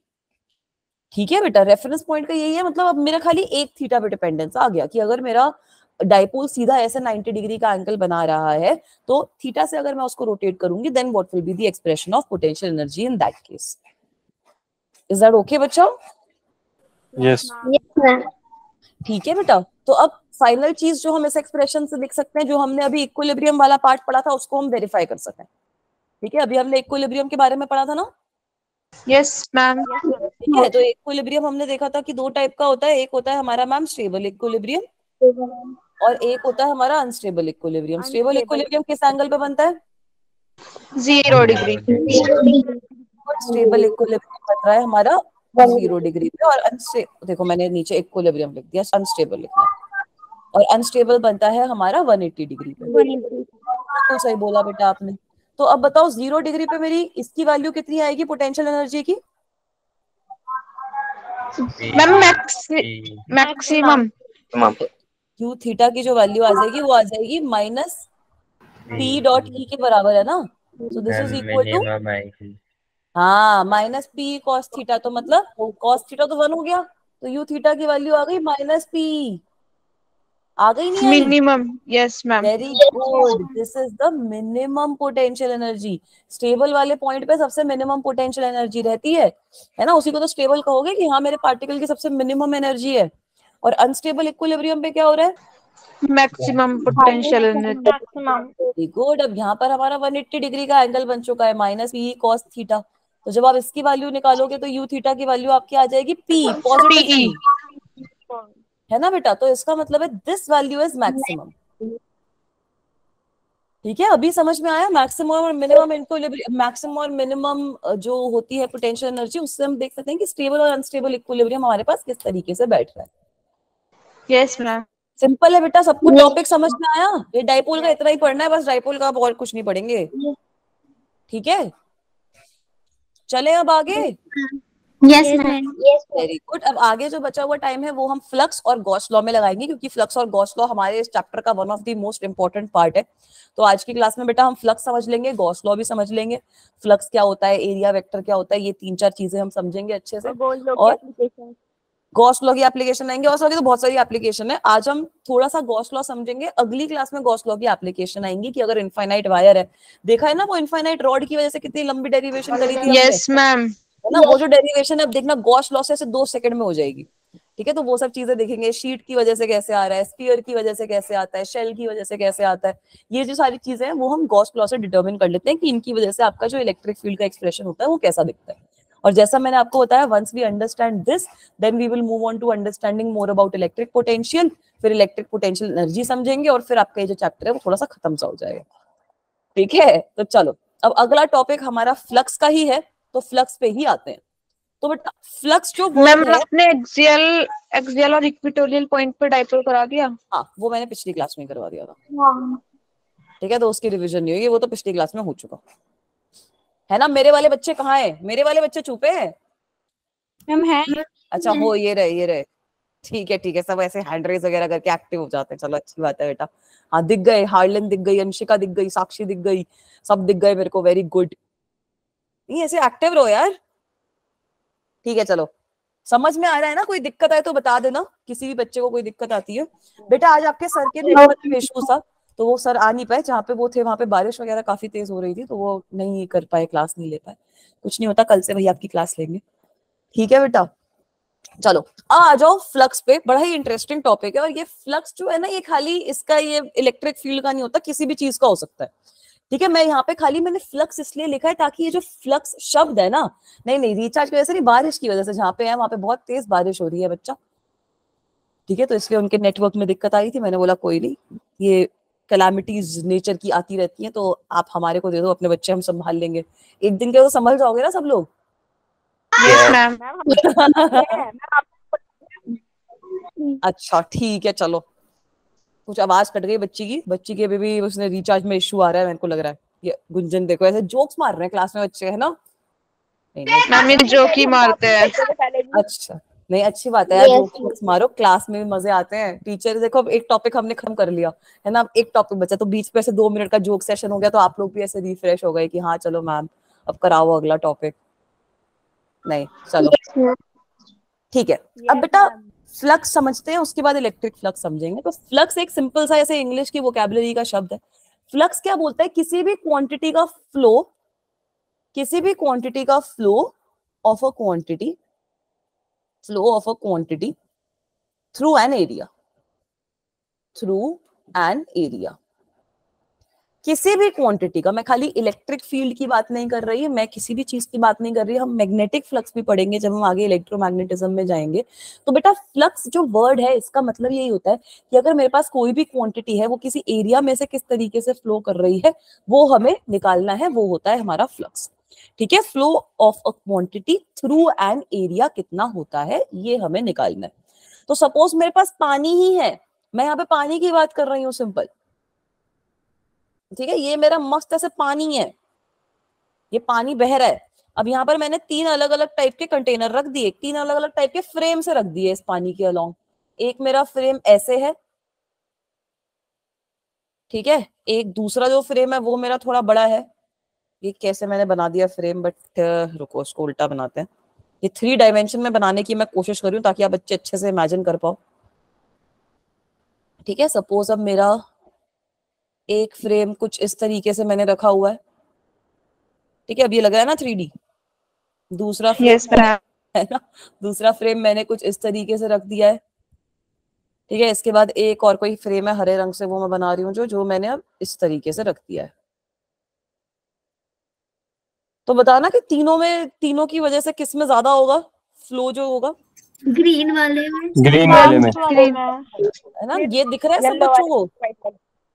ये फर्स्ट है, अगर येलो वाला जो है वो सेकंड फ्रेम है, ये जो ग्रीन वाला है वो थर्ड फ्रेम। पानी का एग्जांपल ले रही हूँ मैं सिंपली, ठीक है? पानी का एग्जांपल ले रही हूँ मैंने। यहाँ पर कोई भी मेरे पास लिक्विड है, उसके अंदर मैंने ये 3 अलग अलग रेक्टेंगुलर एरियाज रख दी है। सपोज फिशिंग नेट सी क्यों ना हो, सपोज फिशिंग नेट सी क्यों ना हो, और ये जो पानी है इसकी जो वेलोसिटी है वो भी मुझे पता है कि पानी की वेलोसिटी मेरी v डायरेक्शन में, और इस तरीके से मेरा पानी मस्त बह रहा है, ठीक है? अब अगर मैं आपसे पूछूं कि कितनी क्वांटिटी किसी एरिया में से फ्लो कर रही है, वो तो आप निकाल सकते हो। कितनी क्वांटिटी फ्लो कर रही है बताओ? कितनी क्वांटिटी फ्लो कर रही है इस लिक्विड की थ्रू दिस एरिया? ये आप पता है कैसे निकालोगे? It will be given by velocity multiplied by area, है ना? वेलोसिटी पर यूनिट एरिया नहीं बेटा। हाँ गुंजन बेटा बिल्कुल सही बोला, वो हो गया हमारा इलेक्ट्रिक फ्लक्स। मैं बोल रही हूँ सिंपल फ्लक्स है कि यहाँ पर ये किसी वेलोसिटी से मेरा लिक्विड अगर मूव कर रहा है, तो कितने एरिया में से कितना लिक्विड निकलेगा, it will directly be equal to velocity multiplied by area. मतलब जो क्वांटिटी दी है उसके एरिया के साथ मल्टीप्लाई करके हम फ्लक्स निकाल सकते हैं। यस, कोई भी क्वांटिटी हो अगर आपको गिवन है, तो आप उसका एरिया के साथ मल्टीप्लाई करके फ्लक्स निकाल सकते हो, ठीक है? निकालोगे नहीं निकाल पाओगे? तो यहाँ पर आप इस डायग्राम में देख सकते हो कि भाई phi3 जो होगा वो सबसे ज्यादा होगा। मैम यहाँ v क्या है? v is the velocity of water, ठीक है? अगर हमारा पानी जो है, जो भी ये पानी है, वो किसी वेलोसिटी v से चल रहा है, तो जिस वेलोसिटी v से ये चलेगा, कितना पानी किसी एरिया में से निकलेगा, that will directly be equal to velocity multiplied by area, है ना बेटा? तो ये होता है मेरा फ्लक्स। ये होता है सिंपल सा मामला फ्लक्स का कि कोई भी क्वांटिटी हो, अगर आपके पास मैग्नेटिक फील्ड हो, इलेक्ट्रिक फील्ड हो, जो भी वो क्वांटिटी है उसको एरिया से मल्टीप्लाई कर दो, आपके पास आंसर आ जाएगा। Is this okay? ये वाला एग्जांपल समझ में आया? Yes, ma'am. ठीक है बेटा। अब दूसरा एक सिचुएशन इमेजिन करो कि अब हम क्या कर रहे हैं। अब सपोज ये ऐसा ही मामला है, ठीक है, यही पानी ही फ्लो कर रहा है। अब लेकिन जो फिशिंग नेट है मेरा, जो मेरे पास नेट था, उसको मैंने कुछ इस तरीके से रख दिया है, ऐसे टेढ़ा करके रख दिया है। ठीक है, ऐसे भी तो रख ही सकते हो यार, फिशिंग तो कैसे भी कर सकते हो। ठीक है, मतलब now I have placed it. अगर ये मेरा वेलोसिटी वेक्टर था, तो आप लोगों को पता है, सबसे पहले ये चीज मैं बता देती हूँ कि एरिया वेक्टर जो होता है वो नॉर्मल डायरेक्शन में आता है हमारे पास। तो अगर ये मेरी नॉर्मल डायरेक्शन है तो it is making some theta with the velocity vector. मैंने इस तरीके से अपना जो फिशिंग नेट है उसको प्लेस किया है। तो यहाँ पर बेटा जो मेरा पानी आएगा वो तो जो परपेंडिकुलर वाली सरफेस है उसी की वजह से आएगा, लेकिन है ना, पानी तो, लेकिन अभी भी पानी तो जो फ्लो कर रहा है वो तो अभी भी मेरा ये जो परपेंडिकुलर वाला हिस्सा है उसी की वजह से फ्लो कर रहा है। वो बोल रहा है मुझे कोई मतलब ही नहीं आपने कैसे मेरे को प्लेस किया है, जो भी परपेंडिकुलर वाला हिस्सा है मैं तो उसमें से फ्लो करूंगा, है ना। इसका मतलब क्या है कि जैसे अब मेरी ये देखो, मेरी वीडियो देखो कि अगर कुछ ऐसे रखा हुआ है तो इसमें से तो मस्त लिक्विड फ्लो करता रहेगा। अगर अब मैं इसको ऐसे कर दूं, लिक्विड तो अभी भी स्ट्रेट ही फ्लो कर रहा है, तो उसको कोई फर्क थोड़ी पड़ रहा है इसकी इंक्लिनेशन से। वो तो अभी भी इसका जो ये परपेंडिकुलर वाला कंपोनेंट होगा उसके थ्रू फ्लो कर जाएगा। Yes ma'am. है ना। तो अगर इस सिचुएशन में मैं आपसे पूछूंगी कि फ्लक्स की वैल्यू क्या है, तो यहाँ पर जब आप लिखोगे तो ये वाला जो कंपोनेंट होएगा इसका cos थीटा वाला कंपोनेंट होएगा। तो इस सिचुएशन में अगर मैं आपसे पूछूंगी कि फ्लक्स की वैल्यू क्या है, तो आप मुझे बोलोगे VA cos theta. VA cos theta के बराबर। Is it okay guys? Yes Yes, ma'am. ठीक है, तो ये हो गया सिंपल फ्लक्स। ये तो मैंने आपको पानी का बता दिया। अगर यही सेम मामला हमें इलेक्ट्रिक फ्लक्स में करना है तो उसमें किसी को कोई दिक्कत, कोई परेशानी नो मैम। No ma'am. नहीं। तो बेटा यहाँ पे मैंने पानी बनाया था। इलेक्ट्रिक फ्लक्स के केस में हम बात किसकी करते हैं? इलेक्ट्रिक फील्ड लाइंस की, Electric field. है ना। चलो उसको भी नीले से ही बना देती हूँ। ठीक है, ये तो गंदी सी बन गई इलेक्ट्रिक फील्ड लाइन, सीधा बनाते हैं इसको। तो बेटा इलेक्ट्रिक फ्लक्स का वही मतलब होता है कि flow of a quantity through an area. मतलब इलेक्ट्रिक फील्ड लाइन में मैं आपसे, मतलब इलेक्ट्रिक फ्लक्स में मैं आपसे पूछ लूंगी कि कितनी इलेक्ट्रिक फील्ड लाइंस किसी एरिया से क्रॉस कर रही है, मुझे वो बता दो। That will be my electric flux. ठीक है, इस एरिया से कितनी इलेक्ट्रिक फील्ड लाइंस क्रॉस कर रही हैं।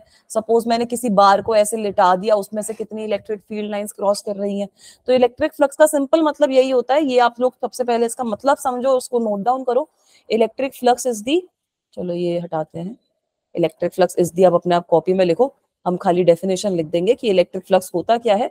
Measurement of, it is the measurement of net electric lines of force, की कितनी इलेक्ट्रिक फील्ड लाइंस हैं, कितनी इलेक्ट्रिक लाइंस ऑफ फोर्स है।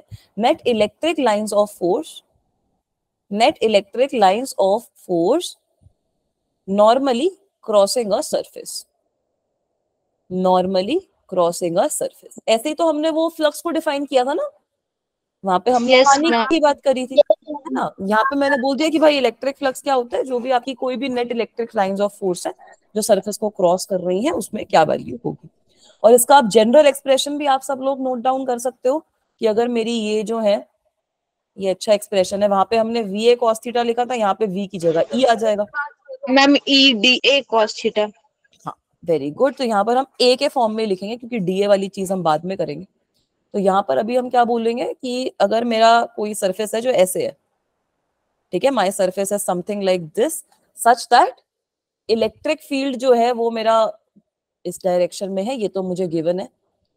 ठीक है, इलेक्ट्रिक फील्ड मेरा इस डायरेक्शन में, और जो इसका एरिया वेक्टर है अगर वो मैं S से रिप्रेजेंट कर रही हूँ, आप लोग A से भी कर सकते हो, कोई दिक्कत की बात नहीं है भाई। कुछ बुक्स में A लिखा है, कुछ बुक्स में S लिखा है, जिस बुक से मैंने पढ़ा था उसमें S लिखा था। ठीक है, तो अगर मैं यहाँ पर अब फ्लक्स की वैल्यू लिखती हूँ तो हमें सबसे पहले तो ये पता है that flux is equal to E dot S।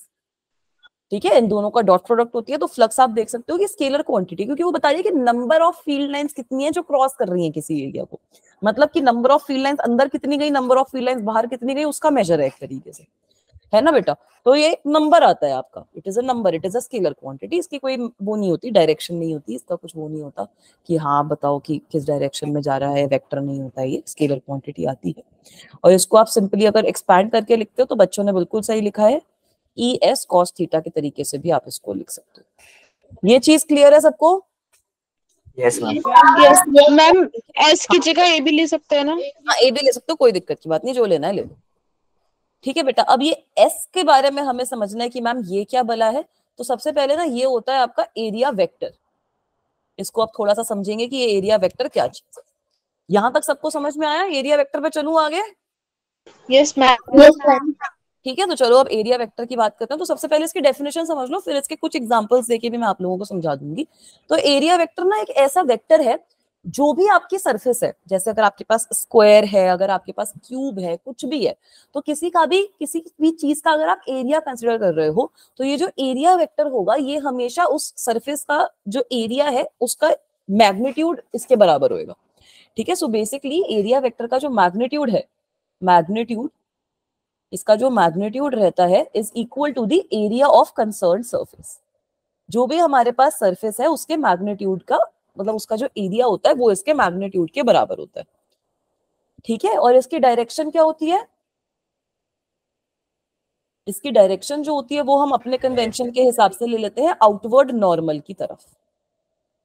ठीक है, outward normal to the surface हम इसकी डायरेक्शन ले लेते हैं, मतलब बाहर जाता हुआ नॉर्मल की तरफ outward normal to the surface जो होगी वो हम इसकी डायरेक्शन ले लेते हैं। ठीक है, ये चीज इसको एक दो एग्जांपल से समझाऊं? No ma'am. कोई 2D प्लेट है तो उसमें आउटवर्ड कौन सा होगा? 2D प्लेट पे तो तीसरा एक्सेस निकलेगा, वो आउटवर्ड हो जाएगा ना। मैम एक्स वाई होगा तो उसके बीच का जो निकलेगा वो हमारा वो एरिया वेक्टर हो चलो जाएगा। ये ऐसा ही एग्जांपल ले लेती हूँ। Suppose I am having a square of side A, in YZ plane. ठीक है, YZ प्लेन में है ये मेरे पास। तो YZ प्लेन में सबसे पहले ड्रॉ करना सीख लो, कैसे ड्रॉ करना है। ये हो गया X, ये हो गया Y, ये हो गया मेरे पास Z। तो मेरा जो स्क्वायर है वो कुछ इस ऐसा सा है, इस तरीके से। ठीक है, ये ऐसा हो गया, ये ऐसा हो गया, दिख रहा है ये स्क्वायर सबको? हाँ मैम। तो अब इस सिचुएशन में मेरे को एरिया वेक्टर का मैग्नीट्यूड तो पता है कितना होना चाहिए? मैग्नीट्यूड ऑफ एरिया मैम इसका एरिया वेक्टर एक्स होगा ना?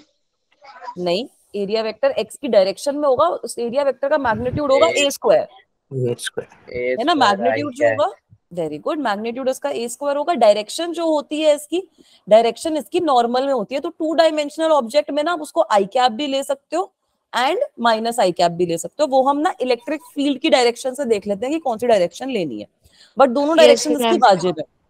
ठीक है, आप इसकी डायरेक्शन ऐसे भी ले सकते हो या फिर आप इसकी डायरेक्शन ऐसे भी ले सकते हो। क्वेश्चंस में आपने देखा है ना, जैसे क्यूब वाले क्वेश्चन है उसमें हम एक साइड की इसमें लेते हैं, एक साइड की उस साइड पे ले लेते हैं, है ना बच्चों?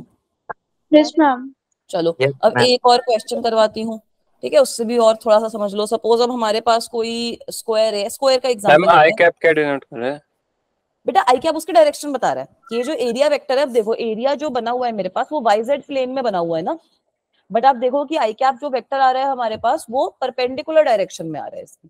यही हमने देखा ना कि जो भी हमारे पास सरफेस होती है उसकी नॉर्मल डायरेक्शन के अलोंग आपका एरिया वेक्टर आता है। ठीक है बच्चा? जी ठीक है, अब सपोज मेरे पास स्क्वायर ऑफ साइड ए ही है, फिर से मेरे पास स्क्वायर ही है, प्लेस्ड इन XZ प्लेन। ठीक है, अब मैं उसको XZ प्लेन के अंदर प्लेस कर रही हूँ। तो डायग्राम अगर मैं फिर से बनाने की कोशिश करती हूँ, यहाँ पे बना रही हूँ, तो मेरे पास कुछ इस तरीके का डायग्राम आ गया कि ये X है, ये Z है, ये Y है। So now my cube is ऐसे नीचे पड़ा हुआ, मतलब क्यूब बोल रही हूँ, square is somewhat like this. ठीक है बेटा, तो इस भी केस में मेरा जो ये अगर मैं ये S वेक्टर लिखूं, तो ये जो S वेक्टर है फिर से it will be either A square. अब इसकी डायरेक्शन क्या पॉसिबल है? मैम जे कैप और जे कैप। वेरी गुड, इसकी जे कैप डायरेक्शन पॉसिबल है या फिर माइनस जे कैप पॉसिबल है। तो इसकी मैं वैल्यू लिख सकती हूँ A स्क्वायर जे कैप और S will be equal to minus A square J cap, है ना। दोनों की डायरेक्शंस पॉसिबल है, मतलब नॉर्मल डायरेक्शन में होना चाहिए। जिसका जो मैग्नीट्यूड है वो उसी के बराबर है जिसके बारे में आप बात कर रहे हो। इज इट ओके बेटा? Yes, ma'am. Yes, ma'am. ठीक है, चलो ये तो हमारी अब होगी 2 डायमेंशनल फिगर। ठीक है, ये हमारी हो गई 2 डायमेंशनल फिगर। अब suppose I am talking about a 3D figure. Suppose what I am doing is I am talking about a 3D figure कि मेरे पास एक क्यूब है। ठीक है, that I am having a cube. ठीक है, तो पहले तो क्यूब को ड्रॉ करना सीखना है। क्यूब को ड्रॉ करने का आई थिंक सभी का यही तरीका होता है, इसके अलावा कोई बेटर तरीका है नहीं इसको ड्रॉ करने का। मैं तो स्क्वायर बना के और जॉइंट कर देती हूँ। अच्छा, वो भी सही तरीका है, वही तो मैंने भी किया है, बस मैंने थोड़ा सा ऐसे यहाँ पे डॉटेड लाइन वगैरह बना दी तो आपको लगा कि मैंने बढ़िया कुछ कर दिया, है ना बेटा। अब ऐसा अगर क्यूब टाइप का मेरे पास फिगर है तो अब आप ये क्यूब में देख सकते हो, what I am having here is I am having a cube of side A. ठीक है, तो यहाँ पर अब मेरे 6 एरिया वेक्टर्स एग्जिस्ट करेंगे। ठीक है, Yes, ma'am. there will be 6 area vectors which will exist in this particular situation. तो एक एरिया वेक्टर इस वाले एरिया के लिए इधर आ जाएगा, इस वाले के लिए इधर आ गया, इसके लिए इधर आ गया, इसके लिए इधर आ गया। एक एरिया वेक्टर आप देख सकते हो कि बाहर की तरफ आएगा, दूसरा एरिया वेक्टर मेरा अंदर की तरफ जाएगा, right? Yes, ma'am. There are 6 area vectors in this case. There are 6 area vectors in this case. 6 area vectors with magnitude. सबका magnitude तो सेम ही है क्योंकि magnitude सबका a square ही हो जाएगा। Yes, ma'am. ठीक है, यहाँ पर आप एरिया किसका लोगे, जो भी आपके पास फेस है उसका कितना area, with magnitude a square for each surface. और अब आप देख सकते हो कि डायरेक्शन हमने आउटवर्ड ली है ना, तो आउटवर्ड का क्या मतलब है, इसकी डायरेक्शन हो जाएगी आई कैप, इसकी हो जाएगी माइनस आई कैप, माइनस आई कैप, इसकी हो जाएगी जे कैप, माइनस जे कैप, ये वाली और ये के कैप और माइनस के कैप। ठीक है, तो अगर हमारे पास क्यूब तरीके की चीज है ना, तो जो क्यूब वाली चीज होती है उसमें तो बड़ा सिंबल है, तो यहाँ पर ये आप पॉइंट नोट डाउन भी कर सकते हो कि ये अगर मेरे पास कोई क्लोज सरफेस है, ठीक है, ये जो होती है इस तरीके की सरफेस को हम क्लोज सरफेस कहते हैं। So for close surface, for close body rather, for a close body, अगर मेरे पास कोई क्लोज बॉडी है, direction of area vector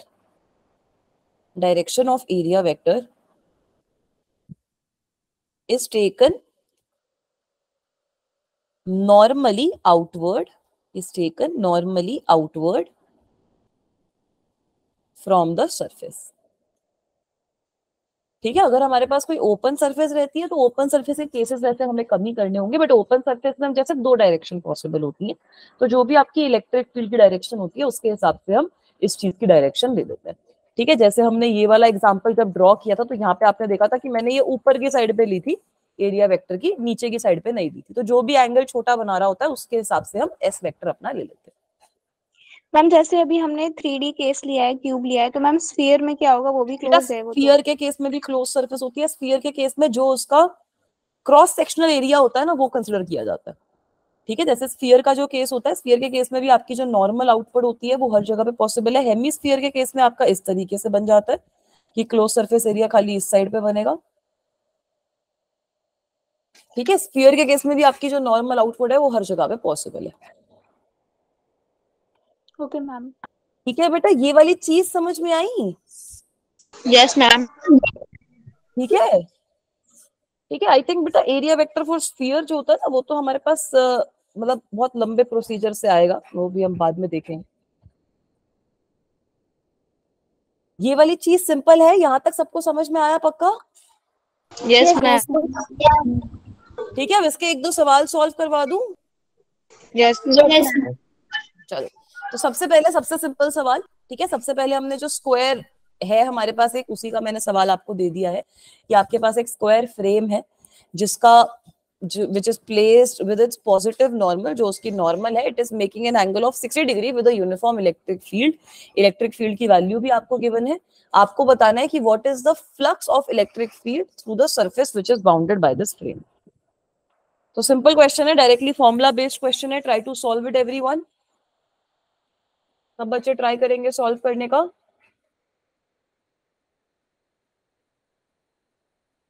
10⁻⁻⁻1। Alright, very good बेटा। यूनिट क्या होगी इसकी, यूनिट भी देखो।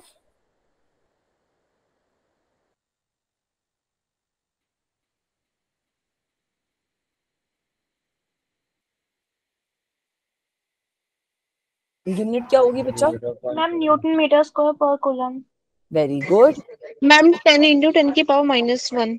ऑलराइट, वेरी गुड बेटा, सब बच्चों ने निकाल लिया, 0.1 आया, गुड जॉब। तो बेटा जेन्युइनली सिंपल क्वेश्चन है ये वाला। इसमें आपको जो लेंथ है एज का वो भी गिवन है, तो पहले गिवन लिख लो।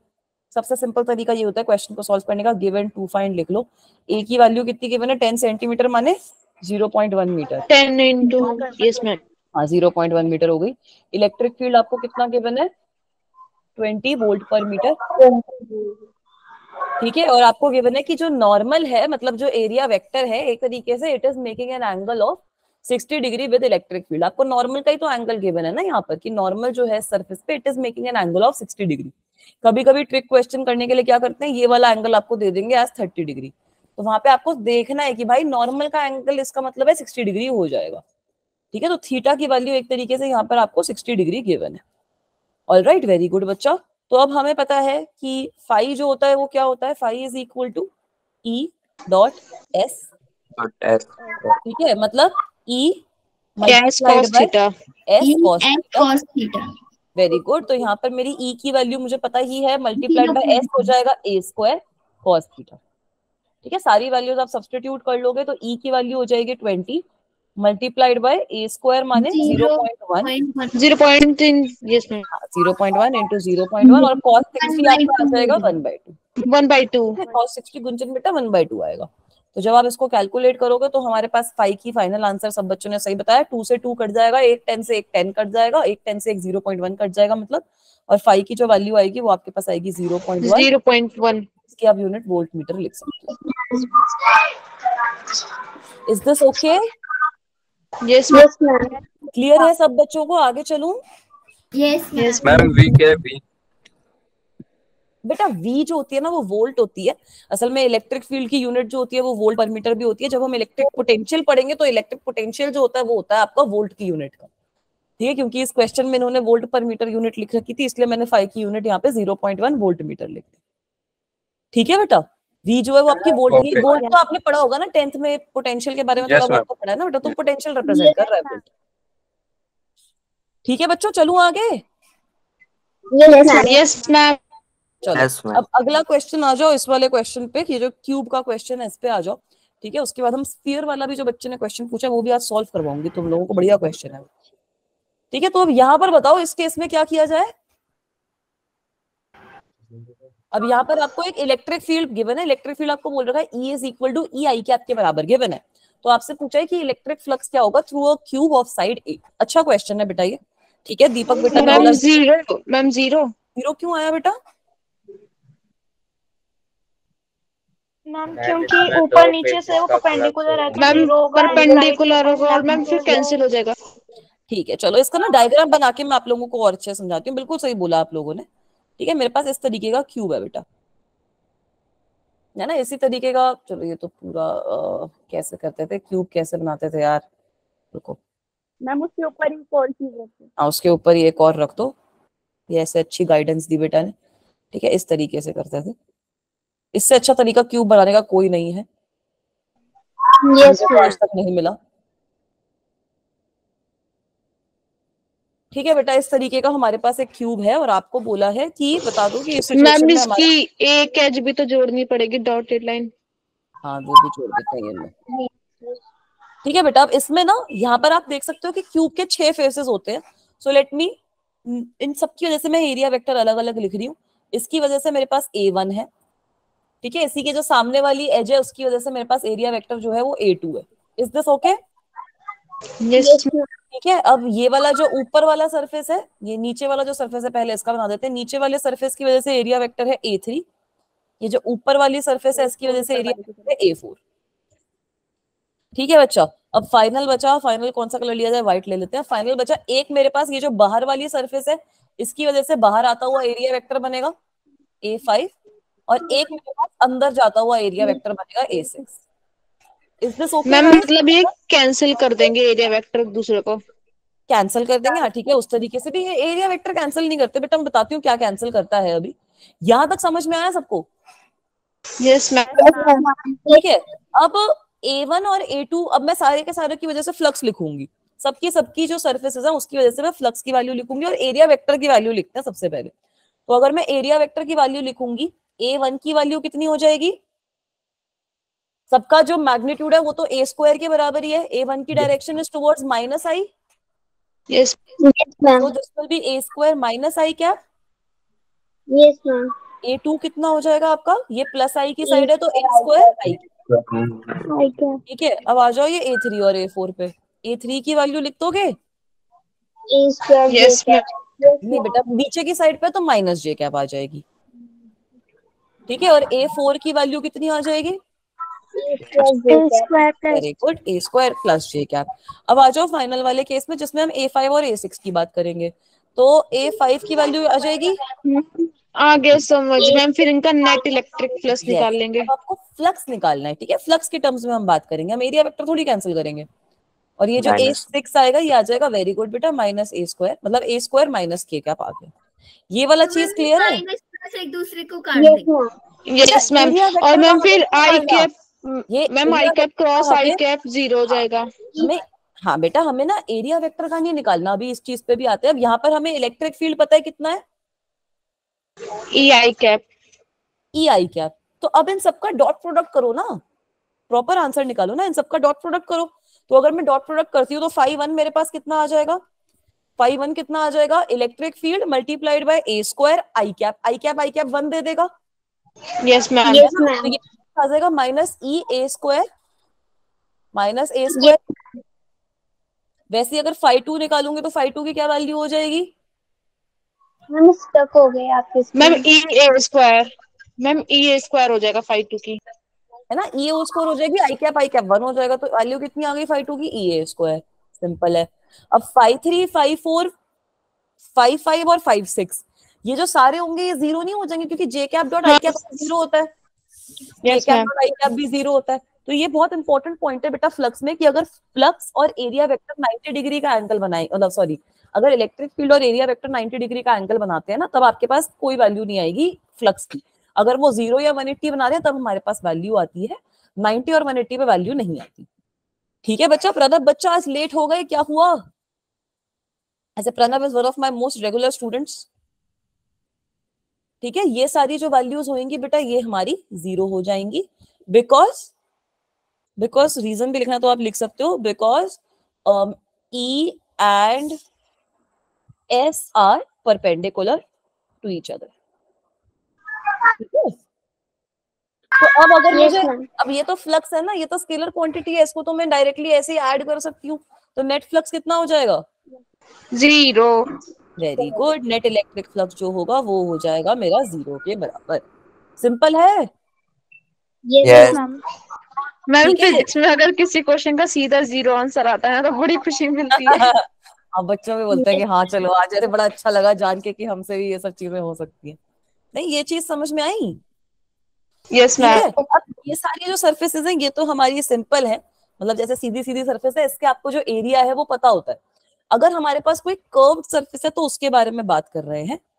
कौन नहीं बोलने देता? बोलने ही नहीं देते। कौन नहीं बोलने दे रहा बताओ? गुंजन बोल मैम ये बेटा। गुंजन कह रहा था कि कोई बोलने नहीं देता।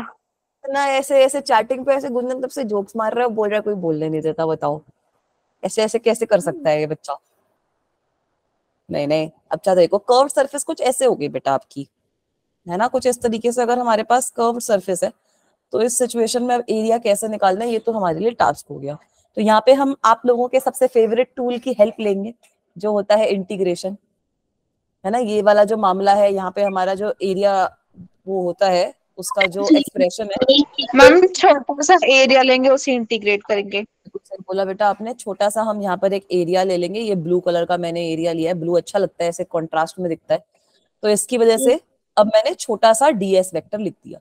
ये वो है जो आप E.da सब लोग कर रहे थे ना, ये वो है। हाँ मैम। ठीक है, तो अगर अब यहाँ पर इलेक्ट्रिक फील्ड का ये एक्सप्रेशन और ये जो छोटा सा एलिमेंट है इसकी वजह से मैं निकाल सकती हूँ। तो बेटा अब यहाँ पर हमने वही किया है कि कोई भी अगर हमारे पास कर्व्ड सरफेस है, जैसे स्फीयर है, हेमिस्फीयर है, कुछ भी ऐसा मामला है, तो उसके लिए अगर हमें उसमें से एरिया की वैल्यू, उसमें से हमें फ्लक्स की वैल्यू निकालनी पड़ती है, तो उसको हमें छोटे छोटे एलिमेंट्स में डिवाइड करना पड़ता है, और उस छोटे छोटे एलिमेंट्स के अक्रॉस फिर हम छोटा सा फ्लक्स निकाल सकते हैं। छोटा सा फ्लक्स उस एलिमेंट की वजह से आ जाएगा E.ds, है ना, और फिर हम उसको इंटीग्रेट कर सकते हैं। तो जो नेट फ्लक्स का एक्सप्रेशन होता है वो हमारे पास बड़ा सिंपली आ जाएगा, net flux through curved surface. अगर आपके पास कोई भी कर्व्ड सरफेस है, then net flux through curved surface का एक्सप्रेशन आप लिख सकते हो। फाई की वैल्यू हो जाएगी integration of E.ds। Is this okay guys? Yes ma'am. है, ये चीज सिंपल है। वैसे ही ये तो हमारे पास कर्व सरफेस थी, अगर हमारे पास कोई क्लोज्ड सरफेस है, क्लोज सरफेस जैसे स्फीयर है, कुछ भी है यार, हमारे पास ये ऐसे क्लोज्ड सरफेस है, तो ये क्लोज सरफेस के थ्रू अब आपकी सपोज इलेक्ट्रिक फील्ड कुछ पास कर रही है, ठीक है, इस तरीके से आपका ये हमने क्लोज सरफेस इलेक्ट्रिक फील्ड में रख दी है, और ये क्लोज सरफेस के थ्रू भी इलेक्ट्रिक फील्ड पास कर रही है, ठीक है बेटा। तो यहाँ पर भी सेम ही चीज होती है, कुछ अलग नहीं करूंगी मैं, बिल्कुल सेम चीज है कि अब मैं छोटा सा एक एलिमेंट, सपोज यहाँ पर एक छोटा सा एलिमेंट हम लोगों ने ले लिया, तो ये जो छोटा सा एलिमेंट है इसकी वजह से हम फिर से ds की वैल्यू लिख सकते हैं, कुछ इस डायरेक्शन में ds आ गया, कुछ इस डायरेक्शन में हमारे पास फील्ड है ही। तो यहाँ पर खाली ये होता है कि जब क्लोज सरफेस होती है तो अब हम बोलते हैं पूरी की पूरी जो सरफेस है it is made up of small small elements, और जब हम इसको इंटीग्रेट करते हैं तो यहाँ पर हम क्लोज सरफेस इंटीग्रेशन का सिंबल लगा देते हैं, ठीक है। तो इसमें जब आप मैम क्लास इंटीग्रेशन लगाएंगे ना? हाँ बेटा, मतलब सेम ही साइन, मतलब सब कुछ सेम है, बस यहाँ पर एक ऐसे गोला लगा देते हैं which signifies that now we have to integrate it over the entire surface, ठीक है। मतलब हमारे पास एक क्लोज्ड सरफेस है, ये जो गोला सा लगा दिया है हमने, ये वो सिग्निफाई कर रहा है। पिछले केस में हमारे पास कोई भी कर्व्ड सरफेस थी, यहाँ पर हमारे पास एक क्लोज्ड सरफेस है, बंद सरफेस है। Is this okay guys? Yes ma'am. पक्का? मैम एक सिंबल को बोलेंगे क्या? क्लोज्ड सरफेस इंटीग्रल कहते हैं बेटा, लंबा चौड़ा नाम है इसका, इसको हम कहते हैं क्लोज्ड सरफेस इंटीग्रल, इसका नाम ही है ये, closed surface integral. Is this okay? Yes ma'am. Yes ma'am. बेटा चलो अब इसके लिए हम क्या करेंगे, अब यहाँ पर एक बच्चे ने मेरे से पूछा था कि स्फीयर के केस में मैम क्या होता है, ठीक है, स्फीयर के केस में एरिया वेक्टर वगैरह की बात भी कैसे होती है, कैसे होता है, ठीक है। अच्छा आंसर देने के लिए लड़ाई करते हैं, कोई नहीं, आप इसका आंसर दो बेटा, कोई दिक्कत की बात नहीं। तो यहाँ पर ना एक बड़ा ही इंटरेस्टिंग रिजल्ट मैं प्रूव करूंगी, और इसी रिजल्ट को समझ के हम आगे गॉस लॉ भी जो है वो भी समझ लेंगे। तो क्वेश्चन क्या बोल रहा है कि एक चार्ज Q है which is placed in a sphere of radius R, मैं एज शोन क्योंकि यहाँ पे लिखा है तो मुझे एक डायग्राम बनाना पड़ेगा, ठीक है, वरना बच्चे बोलेंगे कि मैम दिख तो रहा नहीं है, आपने एज शोन लिख दिया है क्वेश्चन में। स्फीयर बनाना सबसे मुश्किल टास्क है, मेरे पास इस तरीके का एक स्फीयर है बेटा, और इसके अंदर हमने एक चार्ज रख दिया है +Q, यही गिवन है क्वेश्चन में। अब आपको बताना है कि electric flux due to this charge Q through this sphere कितना होगा। तो ये चार्ज Q की वजह से हम सबसे पहले इलेक्ट्रिक फील्ड ड्रॉ कर सकते हैं। Yes ma'am. ठीक है, इलेक्ट्रिक फील्ड कुछ इस तरीके से आ जाएगा मेरा, रेडियली आउटवर्ड डायरेक्शन होती है मैम, हमने पढ़ा है मैम, ये सब चीजें मत सिखाओ मैम, ये सब आता है मैम, ठीक है। अब बच्चे ने पूछा था कि मैम इस केस में एरिया वेक्टर कैसे लिखेंगे, तो बेटा ये पूरी सरफेस वाला मामला है, तो वहां पे हमने देखा था ना कि एक छोटा सा एलिमेंट लेंगे बेटा हम इधर, ठीक है। सपोज मैंने ये छोटा सा जो है यहाँ पर एक एलिमेंट सा ले लिया, ये है मेरा DA एलिमेंट, मतलब DA लिखूं DS लिखूं, कुछ भी लिख लो, DS लिख देते हैं, मेरे को लग रहा है मैं DA और DS में स्विच करती रहूंगी, ठीक है बेटा। बट ये आपका सपोज DA एलिमेंट है, DA ले लो, सपोज ये आपका DA एलिमेंट है, तो आपको पता है कि इस DA एलिमेंट का नॉर्मली आउटवर्ड डायरेक्शन है, तो ये डायरेक्शन हो जाएगी। Yes ma'am. तो ये इस ऐसे सिचुएशंस में हम ये करते हैं, और इलेक्ट्रिक फील्ड हमें पता है कि इलेक्ट्रिक फील्ड ये हमारा बन ही रहा है, ठीक है। अब हमारा हमने देखा था कि फ्लक्स की वैल्यू कितनी होती है, integration of EDA, integration of E.DA, ये हो जाएगी, DS लिख लो, DA लिख लो, मैं बार बार बोल रही हूँ, हो सकता है मैं भी इन दोनों में स्विच करती हूँ, तो कंफ्यूज नहीं होना है किसी बच्चे को भी, DA DS सेम बात है, ठीक है। यहाँ पे तो बेटा ये E.DA की हम इंटीग्रेशन अगर करेंगे तो DA और E के बीच में सबसे पहले ये बताओगे, इसका मतलब तो ये हो गया कि what I have to do is basically I have DE/DA cos theta, इनके बीच में एंगल कितना बनता है बेटा मैम 0 डिग्री। 0 डिग्री। 0 डिग्री। यहाँ पे जो चार्ज है उसकी वजह से भी आपकी जो डायरेक्शन रहेगी इलेक्ट्रिक फील्ड की, it will B radially outward, है ना, और यहाँ पे मेरे पास जो इलेक्ट्रिक फील्ड है that is also radially outward, तो दोनों की डायरेक्शन तो सेम ही है, तो थीटा इज इक्वल टू 0 हो जाएगा। और इलेक्ट्रिक फील्ड की क्या वैल्यू होती है चार्ज की वजह से,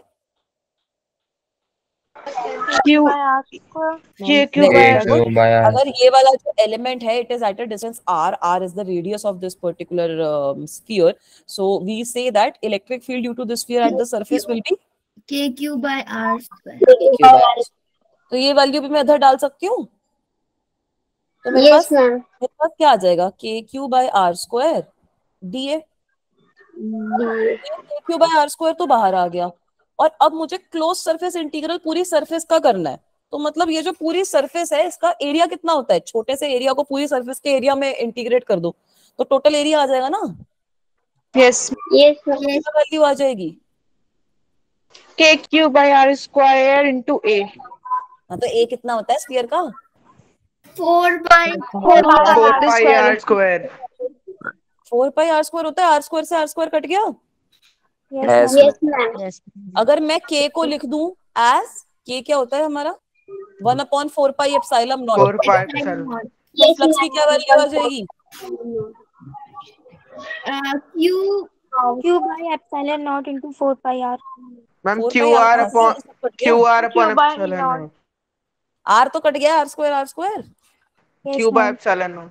क्यू बाय एप्सिलॉन नॉट आ गया बेटा, yes ma'am, है ना। तो ऐसा कुछ Yes. देखा है आप लोगों ने पहले भी, yes, ma'am. Ma'am, this is the Gauss ना? law, right? ये तो गॉस लॉ ही है। गॉस लॉ का अब क्या मतलब है, इसको गॉस लॉ को समझो। सब टीचर बता देते हैं कि ये गॉस लॉ होता है, इसका हमने डिराइव कर लिया। अब सबसे खास बात इसकी यही है कि अगर आपके पास कोई भी रैंडम शेप्ड ऑब्जेक्ट भी है, अगर आपके पास flux through, if you are having flux through a random shaped close object, random shape closed body, तो उसकी जो बॉडी की शेप है उस पर डिपेंड नहीं करती flux. Flux through a random shape close body is independent, shape और साइज पे डिपेंड नहीं करता। Very good, is independent on shape and size of the body. ठीक है, इसका रीजन क्या है? क्योंकि जितनी फ्लक्स लाइंस है, लाइंस तो सेम ही रहेंगी ना भाई।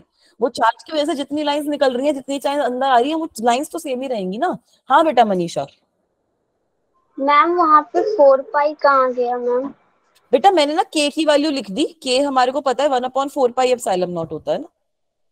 Yes ma'am. तो वो 4 पाई कट गया, हमारे पास खाली q अपॉन एप्सिलॉन नॉट बचा। Okay ma'am.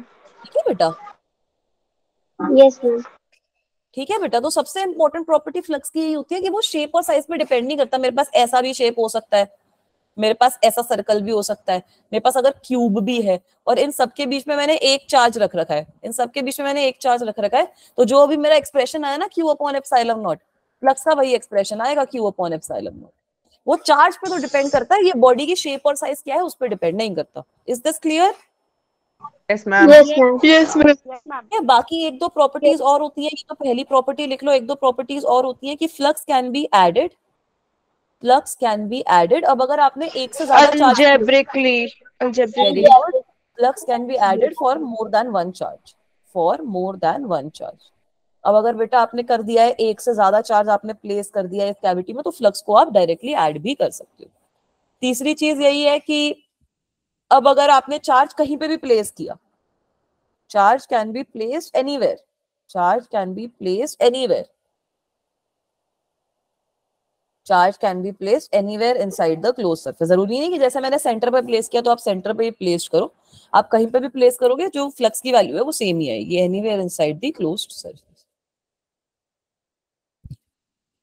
ठीक है बेटा, तो ये दो चार पॉइंट्स है। इसका मतलब ये कि अगर आपने यहाँ पर चार्ज प्लेस किया, या फिर अगर मैं बीच में चार्ज प्लेस कर रही हूँ, मैं कहीं पे भी कर रही हूँ, दोनों की वजह से जो फ्लक्स की वैल्यू आएगी वो q अपॉन एप्सिलॉन नॉट ही आएगी। Is it okay? Yes ma'am. Yes ठीक है।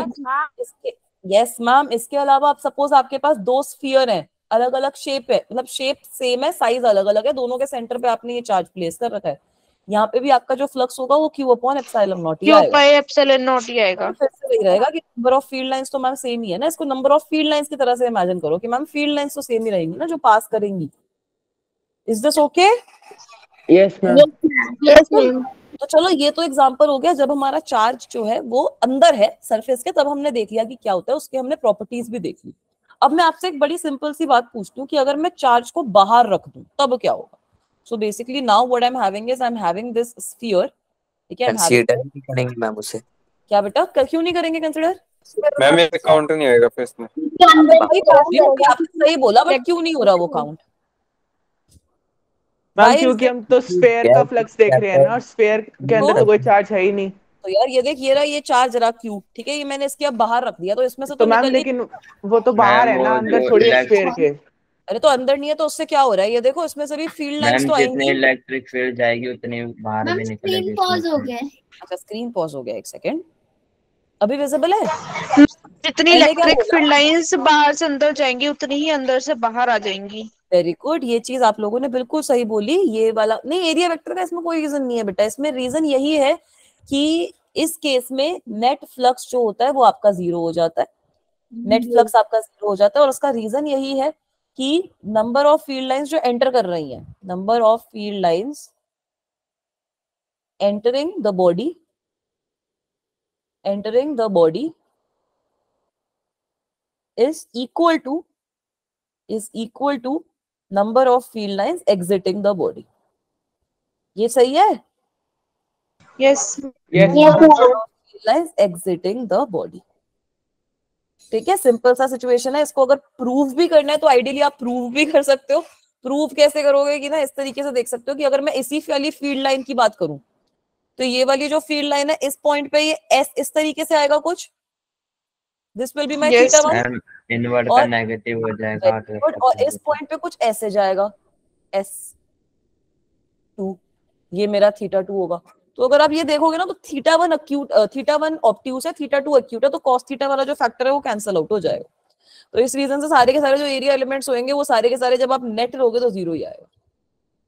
Is that okay? Yes ma'am. अब आपको यही चीज समझनी है कि इस सिचुएशन में अगर हमारे पास कोई भी चार्ज बाहर रखा है तो उसकी वजह से कोई हमारा इलेक्ट्रिक फ्लक्स नहीं आ रहा, अगर कोई चार्ज अंदर रखा है तो उसकी वजह से इलेक्ट्रिक फ्लक्स आ रहा है। और यही जो चीज है ये हमें गॉस ने बता दी अच्छे से। ये हमने प्रूफ तो कर ही ली, समझ तो ली ही। तो गॉस लॉ ने हमें यही चीज बता दी दैट टोटल इलेक्ट्रिक फ्लक्स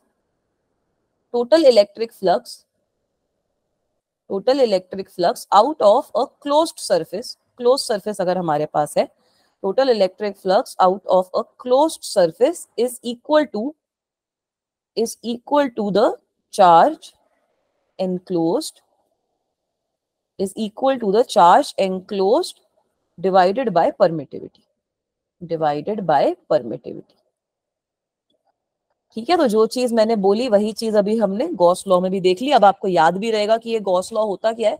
मतलब अगर मेरे पास ऐसी कोई सरफेस है ना, अजीब सी कोई भी रैंडम सरफेस बनाई है यहाँ पे मैंने, अब इसके अंदर सपोज मेरे 3 चार्जेस हैं, Q1, Q2 और Q3। ये Q1, Q2, Q3 3 चार्जेस हैं, 2 चार्जेस बाहर भी रखे हैं सपोज Q4 और Q5। मैम सिर्फ 3 चार्जेस कंसीडर करेंगे, उन्हीं को ऐड करेंगे, बाकी दोनों को नहीं करेंगे। बिल्कुल सही बोला बेटा आपने। ये 2 चार्जेस अगर बाहर भी रखे हैं ना, और सपोज अब मैं पूछ रही हूँ कि नेट फ्लक्स कितना होगा, तो अगर मैं इन सब चार्जेस की वजह से इलेक्ट्रिक फील्ड देखूं तो किसी एक पॉइंट पे, सपोज ये वाला जो पॉइंट है, इस पे इलेक्ट्रिक फील्ड इन सब की वजह से एक्ट कर रहा होगा, है ना। ये सारे के सारे चार्जेस की वजह से इलेक्ट्रिक फील्ड जरूर लग रहा होगा। बट अगर मैं यहाँ पर फाई की वैल्यू लिखूंगी, है ना, अगर मैं यहाँ पर आपकी फाई की वैल्यू लिखूंगी तो जो नेट फ्लक्स होगा that will only be because of the charges which are enclosed. ठीक है, जो भी आपकी चार्जेस हैं which are being enclosed by this surface, उसकी वजह से आपका, है ना, तो उसकी वजह से आपका फ्लक्स एक्ट करेगा। भले ही इलेक्ट्रिक फील्ड आपका सब जगहों पे एक्ट कर रहा है, but flux will only be because of the charge which is being enclosed by the surface. Is this okay guys? Yes ma'am. तो इसको अगर आप अच्छे से और लिखते हो, ये तो हमने चार्जेस के टर्म्स में लिख दिया। अगर हमारे पास कोई क्लोज्ड सरफेस होती है तो हम उसको इस तरीके से भी एक्सप्रेशन लिखते हैं that phi is equal to integral of E dot dA या फिर ds, कुछ भी आप कर सकते हो। E डॉट ds कर दिया सपोज मैंने, and this is equal to Q epsilon, very good, Q in upon epsilon naught. यही तो देखा था फ्लक्स की, तो हमने यही वैल्यू देखी है ना। अब इसको यूज करके बेटा हमारी बहुत सारी एप्लीकेशंस होती हैं, बहुत सारी चीजें आ जाएंगी। ठीक है, तो ये चीज आप समझ लो कि यहाँ पर इलेक्ट्रिक फील्ड जो होगा that will be because of all the charges जो बाहर है अंदर है, सबकी वजह से इलेक्ट्रिक फील्ड जरूर एक्ट करेगा। बट जो ये गॉसेस लॉ है that will only be applicable क्योंकि जो चार्ज अंदर का है उसकी वजह से फ्लक्स एक्ट कर रहा है, जो बाहर वाला चार्ज है उसकी वजह से फ्लक्स एक्ट नहीं कर रहा। Is it okay guys? Simple था। Yes ma'am. तो फिर आज की क्लास में बेटा इतना ही करेंगे हम लोग। अगली क्लास में हम इसके क्वेश्चंस जो है वहां से शुरू करेंगे और इसकी एप्लीकेशन समझेंगे। ठीक है, फिर ये 1-2 क्लास में ये वाला टॉपिक भी हमारा फिनिश हो जाएगा। हाँ बेटा। मैम। हाँ बच्चों। मैम टेस्ट में तो मतलब यही वाला चैप्टर आएगा ना जो 30 तारीख हाँ को हाँ होगा। हाँ, जो अब अगला टेस्ट होएगा उसमें यही वाला आएगा, मतलब गॉस लॉ वाला पार्ट और ऐड हो जाएगा। मैम पोटेंशियल तो नहीं आएगा ना? पोटेंशियल तो अभी क्लास में नहीं आएगा। क्या बेटा? बिटली लिंक, एक सेकंड रुको यार बच्चों। मैम एक चीज पूछनी थी। अच्छा एक सेकंड, इतना सबको मैम समझ में लेफ्ट आया यहाँ सब्जेक्ट। जो हमने पढ़ा? हाँ बेटा, जिसको डाउट नहीं है वो जा सकता है बेटा। Thank you so much for attending the class, bye bye.